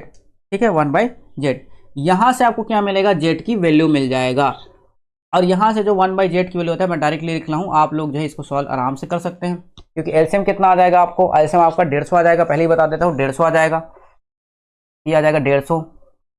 ठीक है, यहाँ मल्टीप्लाई किसका होगा 15 का होगा, यहाँ मल्टीप्लाई किसका होगा 10 का, 10 और 15 कितना होगा 25, यहाँ मल्टीप्लाई किसका होगा 25 6 का 150 6 का 6 18, तो आपको 25 में से 18 माइनस करोगे कितना देगा 7। ठीक है, तो 7/50, 7/50 क्या स्पीड किसका है, इसका जेड का स्पीड है, इस स्पीड से क्या करता है वो खाली करने का काम करता है। तो सबसे पहले काम पे किसको लगाया उसने, काम पे इसको लगाया था कि एक्स वाई को सबसे पहले काम पे लगाया और दोनों को एक साथ कितने टाइम पर काम किया गया 3:1/2 घंटे तक काम किया गया। एक्स और वाई को सबसे पहले काम पे लगाया गया, एक्स और वो कितने घंटे में काम को कंप्लीट कर लेते हैं 6 घंटे में, तो स्पीड कितनी हो जाएगी 1/6। एक्स वाई जब काम करते हैं तो दोनों की स्पीड कितना हो जाता है 1/6। कितने घंटे तक काम करते रहे इन लोग, आप बोलोगे सर 3:1/2 तक काम करते रहे, यानी कि कितना 3 दूनी 6 और 1 7, 7/2 तक इन लोग काम करते रहे। तो काम का कितना पोर्शन कंप्लीट कर लिया, आप बोलोगे सर 7/12 पोर्शन इसने कंप्लीट कर लिया है, यानी कि टंकी को कितना भर लिया 7/12 ये लोग भर चुके हैं। इसके बाद होता क्या है, इसके बाद होता है फिर दोनों को बंद कर लिया जाता है, एक्स वाई दोनों को बंद कर लिया, इन दोनों पाइप को अब बंद कर लिया गया और सिर्फ जेड को खोल दिया गया, यानी कि सिर्फ अब खाली करने का काम होगा। तो बोला जा रहा है कि जेड जो है टंकी को कितनी देर में खाली कर जाएगा। अब जो टंकी तो आपका भर चुका है, कितना पोर्शन 7/12 क्या है 7/12 भर चुका है, तो खाली करने का काम क्या करेगा, जो भरा हुआ है उसी को खाली करेगा, क्योंकि अब तो एक्स और वाई पाइप बंद हो चुका है, उसने भरा कितना है 7/12 पोर्शन भर चुका है, तो खाली करने का काम बस बचा है अब। तो खाली करने का काम कितना हो जाएगा, खाली करने का काम कितना हो जाएगा, आप जेट का स्पीड निकाल चुके हैं, कितना निकालते हो 7/50 निकाले हो, ये आपका स्पीड है। तो टाइम की में अगर किस पे कैलकुलेट करेंगे, इसको टाइम में चेंज करेंगे, टाइम में इसको चेंज करेंगे तो कितना हो जाएगा, या फिर डिवाइड कर दोगे इससे कितना, क्योंकि ये क्या है वर्क डन है, वर्क डन से आप किसको डिवाइड करोगे स्पीड को, आपका टाइम निकल जाएगा 7/50। अब जैसे ही आप जो डिवाइड किए हो उसको आप मल्टीप्लाई में चेंज करोगे तो ये जो फ्रैक्शन है वो चेंज हो जाता है, ये तो पता ही होगा। ठीक है, तो मैं यहीं पर चेंज करूँ, चलो ठीक है अलग से लिख लेता हूँ, ये हो जाएगा 7/12 और मल्टीप्लाइड बाय कितना हो जाएगा ये 150 और डिवाइड बाय कितना हो जाएगा 7, 7 से 7 कट जाएगा और 12 से जब इसको डिवाइड करोगे ऑप्शन डी इसका करेक्ट आंसर हो जाएगा, ऑप्शन डी 150 डिवाइड बाय 12 करोगे तो ऑप्शन डी इसका करेक्ट आंसर हो जाएगा 12:1/2 आवर्स। ठीक है, बहुत ही अच्छा लेवल का सवाल था, क्योंकि 2-3 चीज़ें हमने इसमें यूज़ किया। सबसे पहले जेड का स्पीड निकाला है, जेड का स्पीड निकालने के साथ साथ एक्स और वाई कितने घंटे तक काम करते रहे उस कॉन्सेप्ट को भी हमने अच्छे से यूज़ किया है। ठीक है, आई होप कि सवाल आपको समझ में आ गया होगा। चलते हैं अगले सवाल की तरफ। अगला सवाल है 13 नंबर का सवाल। ठीक है, अगला सवाल देखते हैं 13 नंबर का सवाल। देखो ये आपका जियोमेट्री का सवाल है, बहुत ही अच्छा लेवल का सवाल है, कोई आसान सवाल नहीं है ये। ठीक है, लेकिन आसान भी आपको लगेगा अगर आपको जियोमेट्री पढ़ लिए हो, क्योंकि जियोमेट्री मतलब होता है advance maths, higher maths. Higher maths based रहता है कॉन्सेप्ट पे और दूसरा चीज़ रहता है आपका फॉर्मूले बेस्ड। ठीक है, डायरेक्ट फॉर्मूले से ये चीज़ें यूज़ करते हैं उसका कॉन्सेप्ट, तो आपको ये सवाल जो है आसान लगने लगेगा। चलो, बोला जा रहा है एक वृत्त की जीवा यानी कि कॉर्ड व्यास RS केंद्र O के साथ एक दूसरे को T पर प्रतिच्छेद करते हैं के लिए बनाया जाता है। सबसे पहले तो डायग्राम बनाएंगे, क्योंकि डायग्राम से ही आंसर आ जाएगा। वैसे भी हमने बना लिया ये डायग्राम, ये सेंटर हो गया। ठीक है, ये सेंटर हो गया। अब डायमीटर क्या हो जाएगा, डायमीटर ये हो जाएगा, और डायमीटर क्या दिया गया है इसका RS, ये क्या है आपका RS, व्यास क्या है RS, जो कि क्या जाता है केंद्र O के साथ जाता है, केंद्र O के साथ जाता है। ये तीनों कितने लाएंगे एक लाइन में हो गए। अब PQ क्या है आपका, इसका जीवा है, PQ क्या है इसका जीवा है, तो PQ हमने बना लिया इसमें। जीवा का मतलब क्या होता है ये। ठीक है, ये हो गया P और Q एक दूसरे को कहाँ पर काटते हैं, T पर प्रतिच्छेद करते हैं। अभी आप बोलोगे सर ये तो प्रतिच्छेद कर ही नहीं रहा है, कट ही नहीं रहा है, तो ऐसे सवालों में क्या होता है इसको आगे बढ़ा के काटना होता है। इसको आगे बढ़ाओ, इसको जब आप आगे बढ़ाओगे इस तरह से तो ये भी कटेगा, इस तरह से आगे बढ़ेगा। ये कहाँ पर काट रहा है, T पर काट रहा है, ऐसा सवाल में कहना है। ठीक है, T पर वो काट रहा है। ठीक बात, चलो यहाँ तक तो कोई दिक्कत नहीं था। Q2 जो है, ठीक है, QT जो है वृत्त की त्रिज्या के बराबर है। दैट मीन्स कि इसको बना लेते हैं अलग कलर से, और आपको बताता हूँ ये जो YT है, ये जो YT आपको दिख रहा है ये बराबर किससे है, ये त्रिज्या से। त्रिज्या क्या है ये OQ, ये दोनों क्या है आपस में बराबर है। हालांकि डायग्राम में आपको बराबर नहीं दिख रहा है, ठीक है, लेकिन आपको मान के चलना ये दोनों क्या है आपस में बराबर, ये दोनों के आपस में बराबर है। ठीक बात, यहां तक चीजें क्लियर है।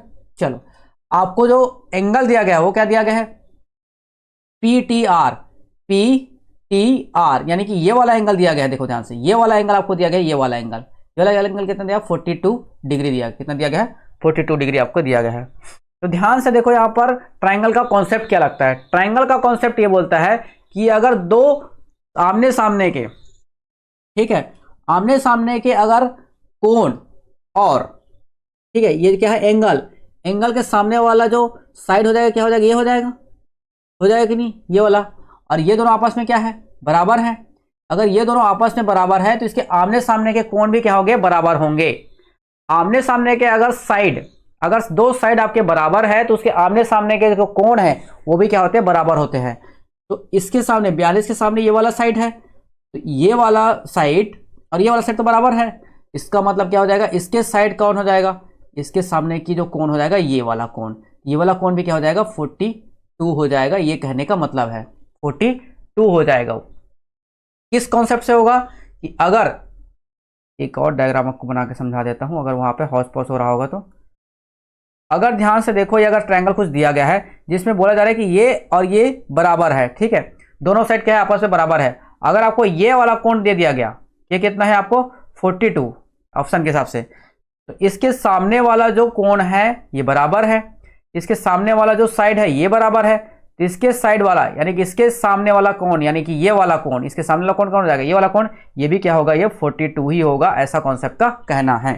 ठीक है, अब यहां से एक और चीज आपको मिलता है, वो क्या मिलता है, ध्यान से देखो, ये 42 और ये 42 है, ठीक है, ये वाला 42 है और ये वाला 42 है, तो बाह्य कोण का कॉन्सेप्ट मिलता है। यहां से बाह्य कोण का कॉन्सेप्ट मिलता है। क्या बोलता है बाह्य कोण, अगर अंदर के दो साइड, अंदर के दो अपोजिट साइड के जो कोण है, आपको पता है कि ये कितना है, 42 है, ये कितना है, 42 है, तो इसके बाह्य कोण यानी कि ये वाला कोण, बाह्य कोण यानी कि ये वाला कोण क्या हो जाएगा, इन दोनों का सम, क्या हो जाता है, इन दोनों का सम। मैंने पहले ही बताया था कि हायर मैथ्स क्या है, फॉर्मूला और कॉन्सेप्ट पर बेस्ड है। ये क्या है, आपका कॉन्सेप्ट बोलता है कि बाह्य कोण क्या होता है, अंदर के दो कोणों के योग के बराबर होता है, ये ऐसा कहना है। यही तो दिखाई दे रहा है, ये 42 दिख रहा है, ये 42 दिख रहा है, ये अंदर दिखाई दे रहा है, बाहर कौन दिखाई दे रहा है, अलग से निकाल लेते हैं। बाहर जो आपको डायग्राम दिखाई दे रहा है वो क्या दिखाई दे रहा है, ये वाला कोण दिखाई दिया, ये वाला कोण, इस वाले कोण क्या दे रहा है, बाह्य कोण दिखाई दे रहा है। इसकी वैल्यू क्या मिल जाएगा आपको, 84 डिग्री मिल जाएगा। कितना मिल जाएगा, 84 डिग्री, दोनों का सम। अब ध्यान से देखो, ये अगर 84 है, ये अगर 84 है, और अगर मैं इसको मिला दूं, अगर इसको यहां से मिला दिया जाए, तो आप ध्यान से ये देख पा रहे हो कि अगर ये दोनों त्रिज्या है, ये दोनों त्रिज्या है, तो ये भी तो त्रिज्या ही है, ये भी क्या है, रेडियस ही है। तो यहां पर फिर से वही कॉन्सेप्ट लग जाएगा, ये अगर 84 है तो ये भी क्या हो जाएगा आपका 84 ही हो जाएगा। किस कॉन्सेप्ट से, ये वाला कॉन्सेप्ट से। आमने सामने के कोण क्या हो जाएंगे, बराबर हो जाएंगे, अगर साइड जो है बराबर है तो। ये वाला साइड और ये वाला साइड बराबर है, यानी कि OP और OQ ये दोनों क्या है, बराबर है। इस कॉन्सेप्ट से क्या हो जाएगा, ये 84 और ये 84 हो जाएगा। अगर ये 84 है तो एक और कॉन्सेप्ट लगता है यहां पर, मैंने बताया ना, एक कॉन्सेप्ट से काम नहीं चलेगा, हायर मैथ्स है कॉन्सेप्ट के ऊपर कॉन्सेप्ट। तो अगर ये चीजें आपको दिया गया 84, आपने निकाला, इसको भी 84 निकाल लिया है, ठीक है। यहाँ पर कॉन्सेप्ट क्या लगता है कि कोण A प्लस कोण B प्लस कोण C क्या होता है, 180 डिग्री। त्रिभुज के तीनों अंतः कोणों का योग क्या होता है, 180 डिग्री होता है, ऐसा सवाल में बोला जाता है। और ऐसा जो कॉन्सेप्ट है ये कहता है, ये त्रिभुज का कॉन्सेप्ट है कि तीनों कोणों का योग कितना होता है, 180 डिग्री होता है। अगर दो कोण आपको दिया गया 84 डिग्री है, तो तीसरा कोण कितना हो जाएगा, 84 प्लस 84 कितना हो जाएगा, 8 8 16, यानी कि 168। इसमें आप जब 168 माइनस कर दोगे, इसमें जब 168 माइनस कर दोगे, दैट मीन्स क्या हो जाएगा, 12 डिग्री। तो 12 डिग्री किसकी वैल्यू हो जाएगा, 12 डिग्री हो जाएगा आपका बीच वाला एंगल। इसको मैं दूसरे से बता देता हूँ, ये वाला एंगल, ये वाला जो एंगल है ना, ध्यान से देखो, ये वाला एंगल आपको दे दिया गया कितना, आप 12 आपने निकाल लिया, कितना निकाल लिया, 12 निकाल लिया। तो आपको ये भी पता होगा कि ये जो सिंगल लाइन होता है, ये जो सिंगल लाइन होता है, ठीक है, ये जो सिंगल लाइन होता है, इसका ये वाला एंगल, ठीक है, ये वाला एंगल कितना होता है, 180 डिग्री होता है, 180 डिग्री होता है कि नहीं होता। आप ध्यान से देखो, इसके लिए एक और कलर यूज कर लेता हूं मैं। कौन सा कलर यूज किया जाए, ब्लैक वाला करते हैं। ध्यान से देखो, यहां से लेकर यहां तक दिख रहा है, यहां से लेकर यहां तक कितना डिग्री होगा, 180 डिग्री होगा। तो आप बोलोगे सर 180 डिग्री होगा। माइनस अगर कर देते हैं, 12 को इसमें माइनस कर देते हैं और -42 को माइनस कर देते हैं। ये 42 है, ये वाला क्या 42 है, ये वाला आपका 12 है। तो 42 और 12 को अगर जब माइनस कर देंगे तो आपको क्या निकल जाएगा, ये वाला एंगल निकल जाएगा। और यही एंगल तो सवाल में पूछा गया है, POR, ये पूछा है POR। तो 180 - 12 - 42 कितना हो जाएगा, 126। ये 126 इसका आपका क्या हो जाएगा, करेक्ट आंसर हो जाएगा। 126 इसका करेक्ट आंसर हो जाएगा। कितना हो जाएगा, 126 इसका करेक्ट आंसर हो जाएगा। ठीक है, अभी तक छोटा ही रखा था क्या, इसको थोड़ा सा बढ़ा लेते हैं। ठीक है, समझ में आया ये सवाल। आई होप कि सवाल आपको क्लियर हो गया होगा। चलते हैं नेक्स्ट सवाल की तरफ। अगला सवाल रहा ये, अगला सवाल जो है DI का सवाल है। ठीक है, 14 अरे बाप रे, इतना खांसी क्यों आ रहा है। प्रॉब्लम जब आते हैं तो एक साथ आते हैं।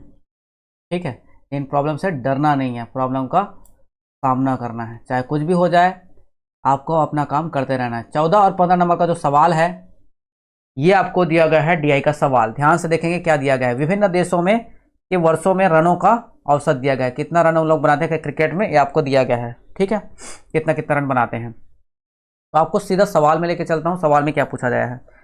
14 नंबर का सवाल जो पूछा गया, ध्यान से देखो। 14 नंबर का सवाल, एक क्रिकेट खिलाड़ी द्वारा बी में 2019 और 2021, ठीक है, बी में 2018, 2019 और 21। तो बी में चले जाते हैं सबसे पहले। तो बी में जब चले जाते हैं तो 2018 और 19 बोला जा रहा है। बी में गया और 2019 और 21 बोला, सॉरी, बी में 2019 और 21, ये जो गोला लगा वही है। ठीक है, ये आ गया 84 रन बनाते हैं 2019 में बी वाला, और ये कितना बनाते हैं, 55 रन बनाते हैं। ठीक है, और क्या बोला जा रहा है, 2017 और 19, ये किस में बोला जा रहा है, ए में बोला जा रहा है, और डी में भी बोला जा रहा है। तो डी में कितना बोला है, 2018 और 2020। डी में बोला है 2018 और 20, 2018 और 20, ये गोला लगा है वही वाला है। ठीक है, 2018 में ये है और ये है। इन चारों को जब ऐड कर लेंगे, इन चारों को जब ऐड कर लेंगे, ठीक है, इन चारों को जब ऐड कर लेंगे तो वो जो सवाल आपका है वो बनना चालू हो जाएगा। ठीक है, 2 मिनट होल्ड करेंगे, 2 मिनट। चलो, मैं क्या बोल रहा था सवाल में, ध्यान से देखो। बोला जा रहा है कि 2019, ठीक है, 2019 और 21 में क्या देखना है, बी वाले का। तो बी वाले को मैंने मार्क सर्कल कर लिया कि 84 और 55 रन बनाते हैं। और डी वाले में बोला है 2018 और 20, तो हमने डी वाले में भी मार्क्स कर लिया कितना, कि 76 और 81 इतना रन बनाते हैं। ठीक है भाई, इन दोनों का कुल रन जो होगा, यानी कि बी और डी में ये जो सन दिया गया है उसका टोटल रन जो है, ए के 2017 और 20, ए का कितना दिया गया है 2017 और 20। तो मैं इसको सर्कल नहीं करता हूं, इसको मान लेता हूं राइट चिन्ह। ये हो जाएगा 17 का और ये हो जाएगा 20 का। ठीक है, और आगे बोला जा रहा है क्या, सी का 18 और 21। सी कहाँ गया भाई, सी चला गया, अरे मेरा सर्कल, हाँ ये कहाँ चला गया, सी का 18 हो गया ये, और सी का 21 हो गया ये। इन दोनों का सम करके इन दोनों का रेशियो आपको निकालना है। दैट मीन्स क्या करना है, जो गोला मैंने मारा हुआ है, ध्यान से देखो, जो मैंने सर्कल किया हुआ उन सबको ऐड करना है, और जो मैंने टिक मार्क्स किया है उन सबको भी ऐड करना है, और उसका रेशियो आपको सवाल में पूछा गया है। तो चलो सबसे पहले तो टोटल कर लेते हैं। ये हो जाएगा 5 4 9, 9 और 1 10, 10 से 16। ठीक है, 10 से 16, ये आ जाएगा आपका 16 का 6 हो जाएगा, कैरी 1 हो गया।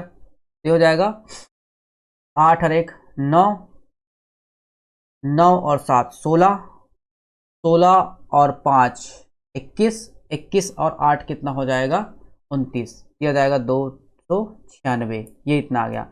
इसका रेशियो किसके साथ पूछा गया है, इसका रेशियो आपको पूछा गया है, ये जो टिक्स मार्क्स लगा हुआ है उसका सम। ये हो जाएगा 2 2 4 2 6 और 6 3 हो जाएगा 9, ये हो जाएगा 9। अब इसके बाद 5 4 9, 9 9 18, 18 और 7, 18 और 7 कितना हो जाएगा 25। इसके साथ इसका रेशियो पूछा गया। अब इन दोनों को काटेंगे और रेशियो जो है निकालेंगे। ठीक है, ये जो कट जाता है, कटने पिटने के बाद 37 से कटेगा। एक्चुअल में किससे कटता है? 37। इसका HCF निकालना पड़ता है, 37 से कटेगा। 37 से कटने के बाद आ जाता है 7:8। कितना आ जाता है? 7:8। ये आंसर हो जाएगा 7:8। इसका करेक्ट आंसर हो जाएगा। किससे कटेगा आपको बता दिया हूँ, 37 से वो कटेगा। ठीक है, 7:8। 37 कैसे निकालेंगे? आप बोल रहे होंगे 37 कैसे पता चलेगा सर? तो उसका HCF निकालना पड़ता है। HCF निकालने का तरीका अलग सा कॉन्सेप्ट रहता है। ठीक है, इसको मैं क्लास में बताता हूँ। ठीक, यहाँ पर उसको और डिटेल नहीं कर सकता क्योंकि वीडियो बहुत लंबा चला जाएगा अगर मैं वैसा करता गया तो। ठीक है, अगला सवाल क्या पूछा गया है? नेक्स्ट सवाल पूछा गया है कि इन 5 वर्षों के दौरान किस देश के खिलाड़ी ने कुल मिलाकर सर्वाधिक रन बनाए? टोटल किस देश के खिलाड़ी ने सबसे ज्यादा रन बनाए? तो सबसे पहले टोटल करना पड़ेगा, इसको टोटल करना पड़ेगा। तो टोटल ना करना पड़े उसके लिए आप क्या कर सकते हो? ऑब्जर्व। दो तरीका होता है, एक तो गधे टाइप्स क्या करोगे आप लोग, सबको ऐड करते रहोगे, फिर कंपेयर करोगे कौन सा जो है ज्यादा सही है। ठीक है, दूसरा चीज क्या कर सकते हो आप? कंपैरिजन करो। कंपैरिजन करो कि कहां पर डेटा जो है ज्यादा दिखाई दे रहा है, डेटा कहां पर ज्यादा दिखाई दे रहा है। अगर इन दोनों में मैं देखो 2017 की अगर बात करूँ कि सबसे ज्यादा रन किसका किसका है, सबसे ज्यादा रन इसका है। ठीक है, यानी कि डी वाले का है। अगर इसमें कंपेयर करूं तो सबसे ज्यादा रन किसका है? सबसे ज्यादा रन बोलोगे आप सर इसका है। कलर चेंज कर लेते हैं। हाँ, ठीक है, 2017 के हिसाब से किसका है? इसका रन ज्यादा है। 2018 के हिसाब से किसका ज्यादा है? आप बोलोगे बी का रन ज्यादा है। 2019 के हिसाब से, 2019 के हिसाब से सबसे ज्यादा किसका है? बी का। दिख रहा है बी का। ठीक है, 2020 के हिसाब से किसका रन सबसे ज्यादा है? आप बोलोगे डी का। ठीक है, ओके। और 2021 के हिसाब से रन किसका ज्यादा है? आप बोलोगे 2021 के हिसाब से सी का रन ज्यादा है। इसके हिसाब से जब आप कंपेयर करोगे तो कंपेयर करने के साथ जिसका एवरेज ज्यादा होगा वो भी देख लेना। जैसे यहां पर 2019 में जो मिलता जुलता कौन है? ये है, सिर्फ 4 ही तो ज्यादा है ये। लेकिन यहां पर जब कंपेरिजन करोगे 2019 का सी के साथ जब कंपेरिजन करोगे, सी के साथ कंपेरिजन करोगे तो अलग अलग आ जाएगा। ठीक है, तो इस हिसाब से सी का यहां पर भी ज्यादा होता है एज अ एवरेज। यहां पर भी अगर कंपेयर करोगे, यहां पर अगर कंपेयर करोगे तो 69 जो है 65 ये है, तो सबसे ज्यादा किसका है? 69 का है। मैं मान रहा हूं कि 69 क्या है? सबसे ज्यादा है। लेकिन 65 भी कितना करीब है, देखो 65 भी कितना करीब है। समझ में आया? यहाँ 3 जगहों पर सी का सबसे ज्यादा हो रहा है आसपास में, तो सी का ही सबसे ज्यादा आना चाहिए। मेरे हिसाब से सी का सबसे ज्यादा होना चाहिए। ठीक है, लेकिन अगर आप बोलोगे सर एग्जैक्ट निकाल लेते हैं तो एग्जैक्ट निकाल लेते हैं, कोई दिक्कत नहीं है। आप इसको ऐड कर लेते हैं। कितना ऐड कर लेंगे?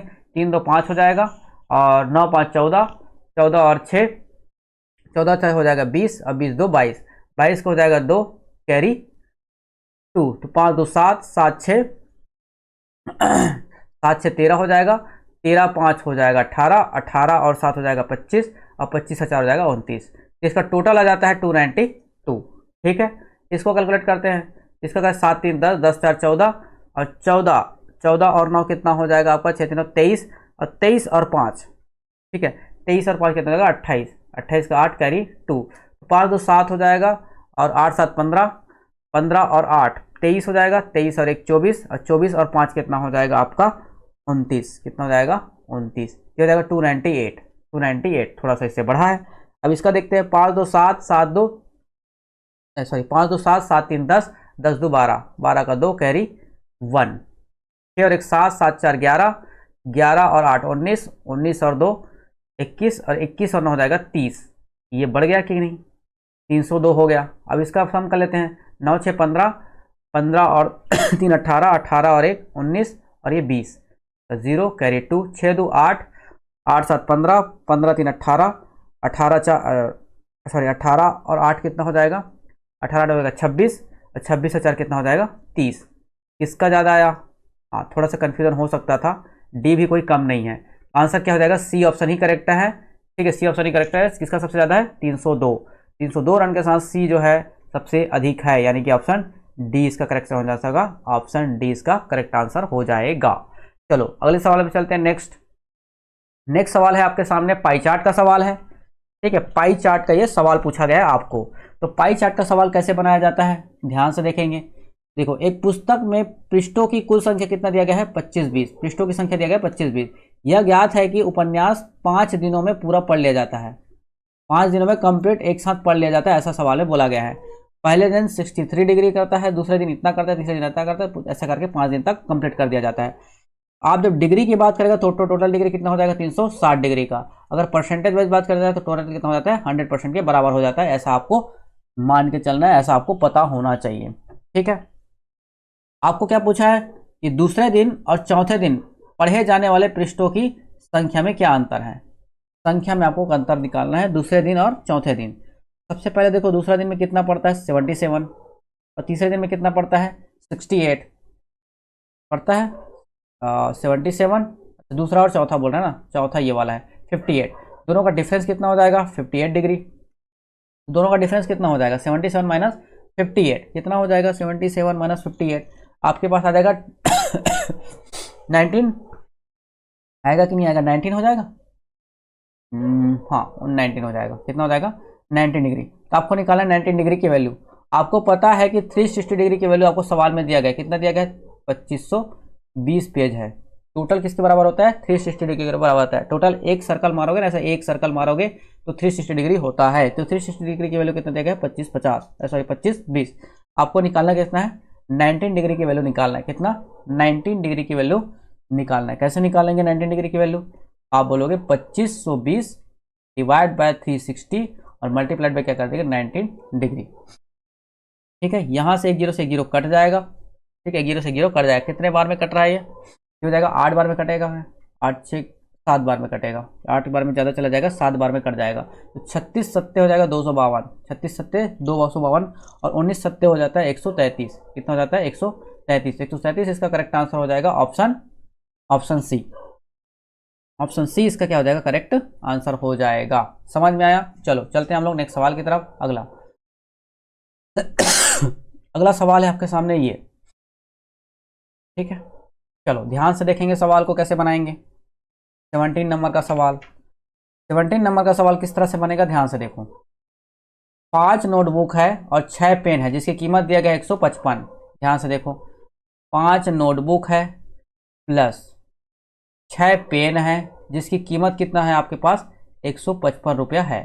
ठीक है, यदि एक नोटबुक की कीमत 2.5 रुपये घटा दी जाती है, ठीक है, और एक पेन की कीमत 1.5 रुपये बढ़ा दी जाती है, तो 8 नोटबुक और 7 पेन का कीमत कितना हो जाता है 219 हो जाता है। अब ध्यान से देखो, अगर एक नोटबुक की कीमत कितना बढ़ाया जा रहा है 2.5 रुपया बढ़ाया जा रहा है। आप बताओ कि 8 नोटबुक में कितना हो जाएगा, 8 नोटबुक में कितना घटा देगा वो 25 अट्ठे कितना हो जाएगा 200 यानी कि 20 रुपये घट जाएगा। समझ में आया। 8 एन की वैल्यू कितना हो जाएगा 20 रुपये। वैसे ही अगर एक पेन की कीमत कितना बढ़ाया जा रहा है 1.5 रुपये बढ़ाया जा रहा है। आप बताओ कि 7 पेन की कीमत कितना हो जाएगा 15 सत्ते 105 यानी कि 10.5 रुपीज़ हो जाएगा। तो आप क्या करोगे कि 8 नोटबुक में कितना कम किया गया 20 रुपये कम हुआ है, प्लस 7 पेन में कितना बढ़ा है 10.5। कितना 10.5। अब कीमत टोटल कितना हो जा रहा है 219। ऐसा सवाल का कहना है। ठीक है, ऐसा सवाल का कहना। यहाँ पर सॉल्व करके कितना हो जाएगा 8 नोटबुक प्लस 7 पेन, ये हो जाएगा 20 में से 10.5 माइनस करेंगे तो कितना हो जाएगा 9.5। कितना हो जाएगा 9.5। 9.5 अगर इधर आ जाएगा प्लस होने 9.5 तो 9 ऐड कर देंगे कितना हो जाएगा 228। तो 228 दशमलव कितना हो जाएगा 5, 228.5 आ जाएगा। ये समझ में आया। अब पहले से पहला इक्वेशन आपको बना के रखें कितना 5n प्लस 6p और ये है 155। दोनों इक्वेशन को हम सॉल्व करेंगे, हमको आ जाएगा p और n की वैल्यू। क्या हो जाएगा p और n की वैल्यू। क्या करेंगे दोनों इक्वेशन को सॉल्व करने के किसी एक को काटना पड़ेगा। तो पहले इक्वेशन में आप 5 का मल्टीप्लाई कर दीजिए और दूसरे इक्वेशन में 8 का मल्टीप्लाई कर दीजिए। तो नोटबुक से नोटबुक कट जाएगा, बचेगा ये 7 पंचे 35 और 8 छः 48।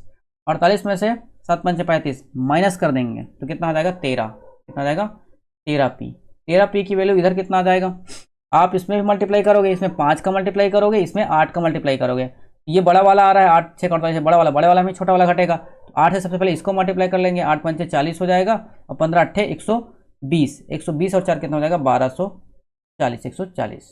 ठीक है, इसमें माइनस कितना कर देंगे, माइनस कर देंगे किसको, इसको 5 से इसको मल्टीप्लाई कर देंगे। तो 5 से जब इसको मल्टीप्लाई करेंगे कितना हो जाएगा, ये हो जाएगा आपका 1142.5।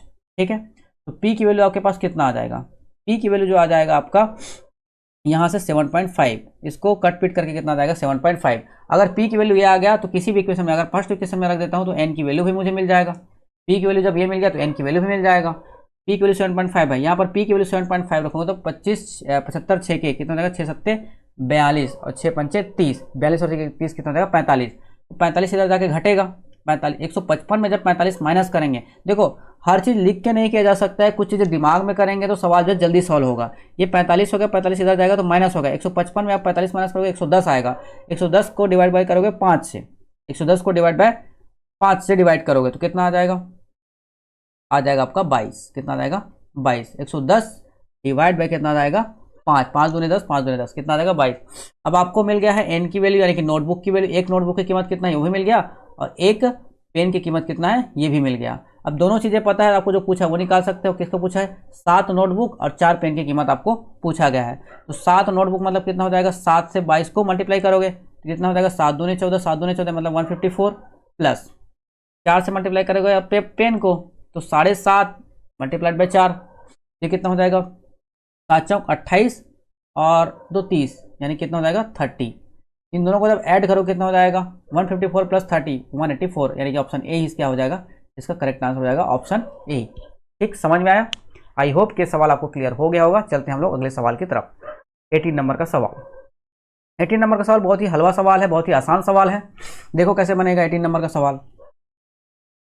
चीनी और पानी के कीमत में, ठीक है, चीनी और कीमत नहीं है, चीनी और पानी के 34 लीटर घोल, टोटल घोल घोला गया तो कितना मिला हमको 34 लीटर। आपने भी बचपन में शरबत वगैरह बनाया होगा, चीनी मिलाते थे और पानी के अलग 1 गिलास पानी लिया, उसमें चीनी मिला दिया, उसको घोल लिए तो आपका शरबत बन जाता था, पी के आप लोग बड़े आराम से रहते थे। ठीक, यहाँ पर भी सेम वैसी को सवाल बना दिया गया है। चीनी और पानी के घोल कितना है 34 लीटर, टोटल कितना है आपके पास 34 लीटर का घोल दिया गया है।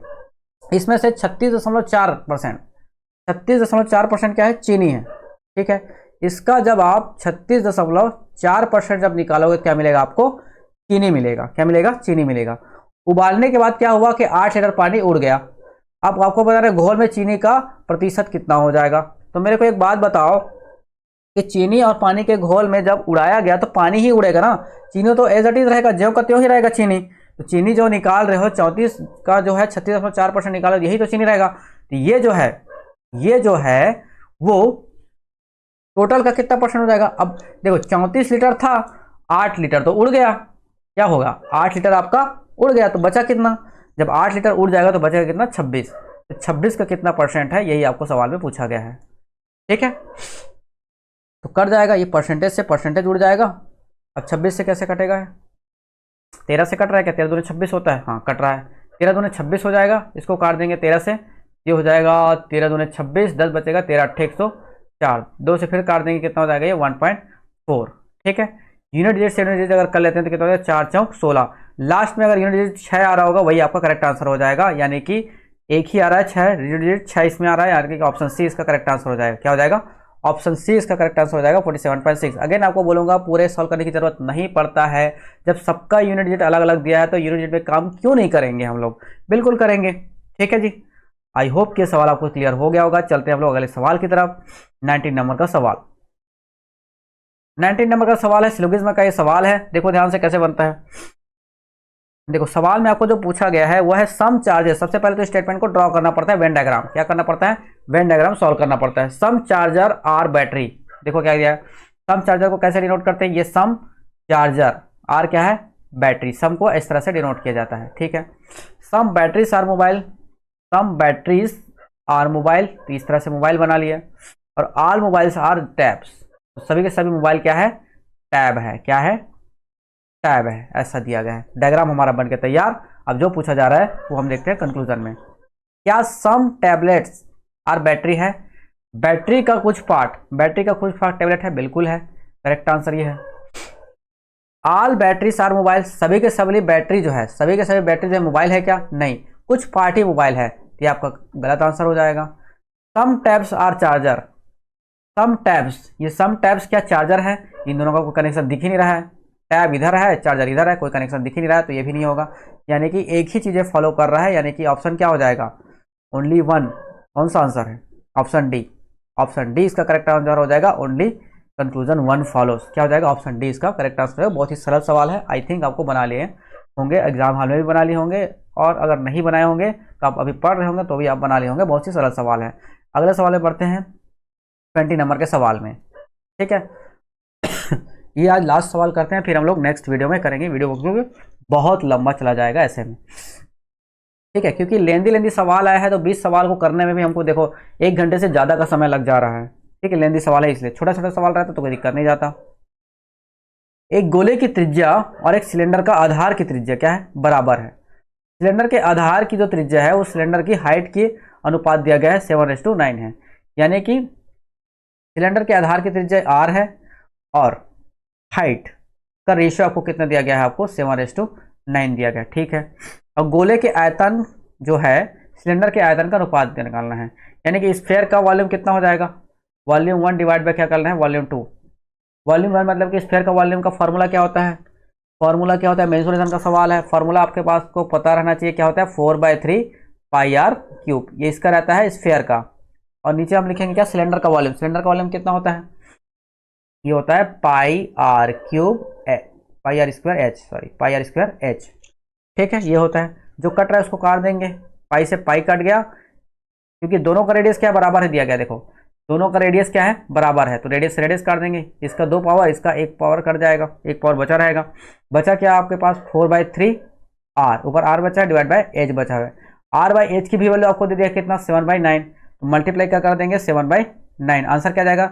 7 चौक 28 और डिवाइड बाय क्या जाएगा? 27, 27। आंसर क्या हो जाएगा? Option C. ऑप्शन सी इसका क्या हो जाएगा? करेक्ट आंसर हो जाएगा, ठीक है। आई होप कि आज जो हमने 20 सवाल हमने डिस्कस किए हैं, आप लोगों को कोई दिक्कत नहीं होगा, आप लोग आराम से समझे होंगे, एंजॉय भी किए होंगे इस सवालों को, ठीक है। तो मिलते हैं हम लोग नेक्स्ट सवाल में, अगले सवाल के साथ, 21 नंबर के सवाल के साथ हम आगे करेंगे, ठीक है। चलो बाय बाय।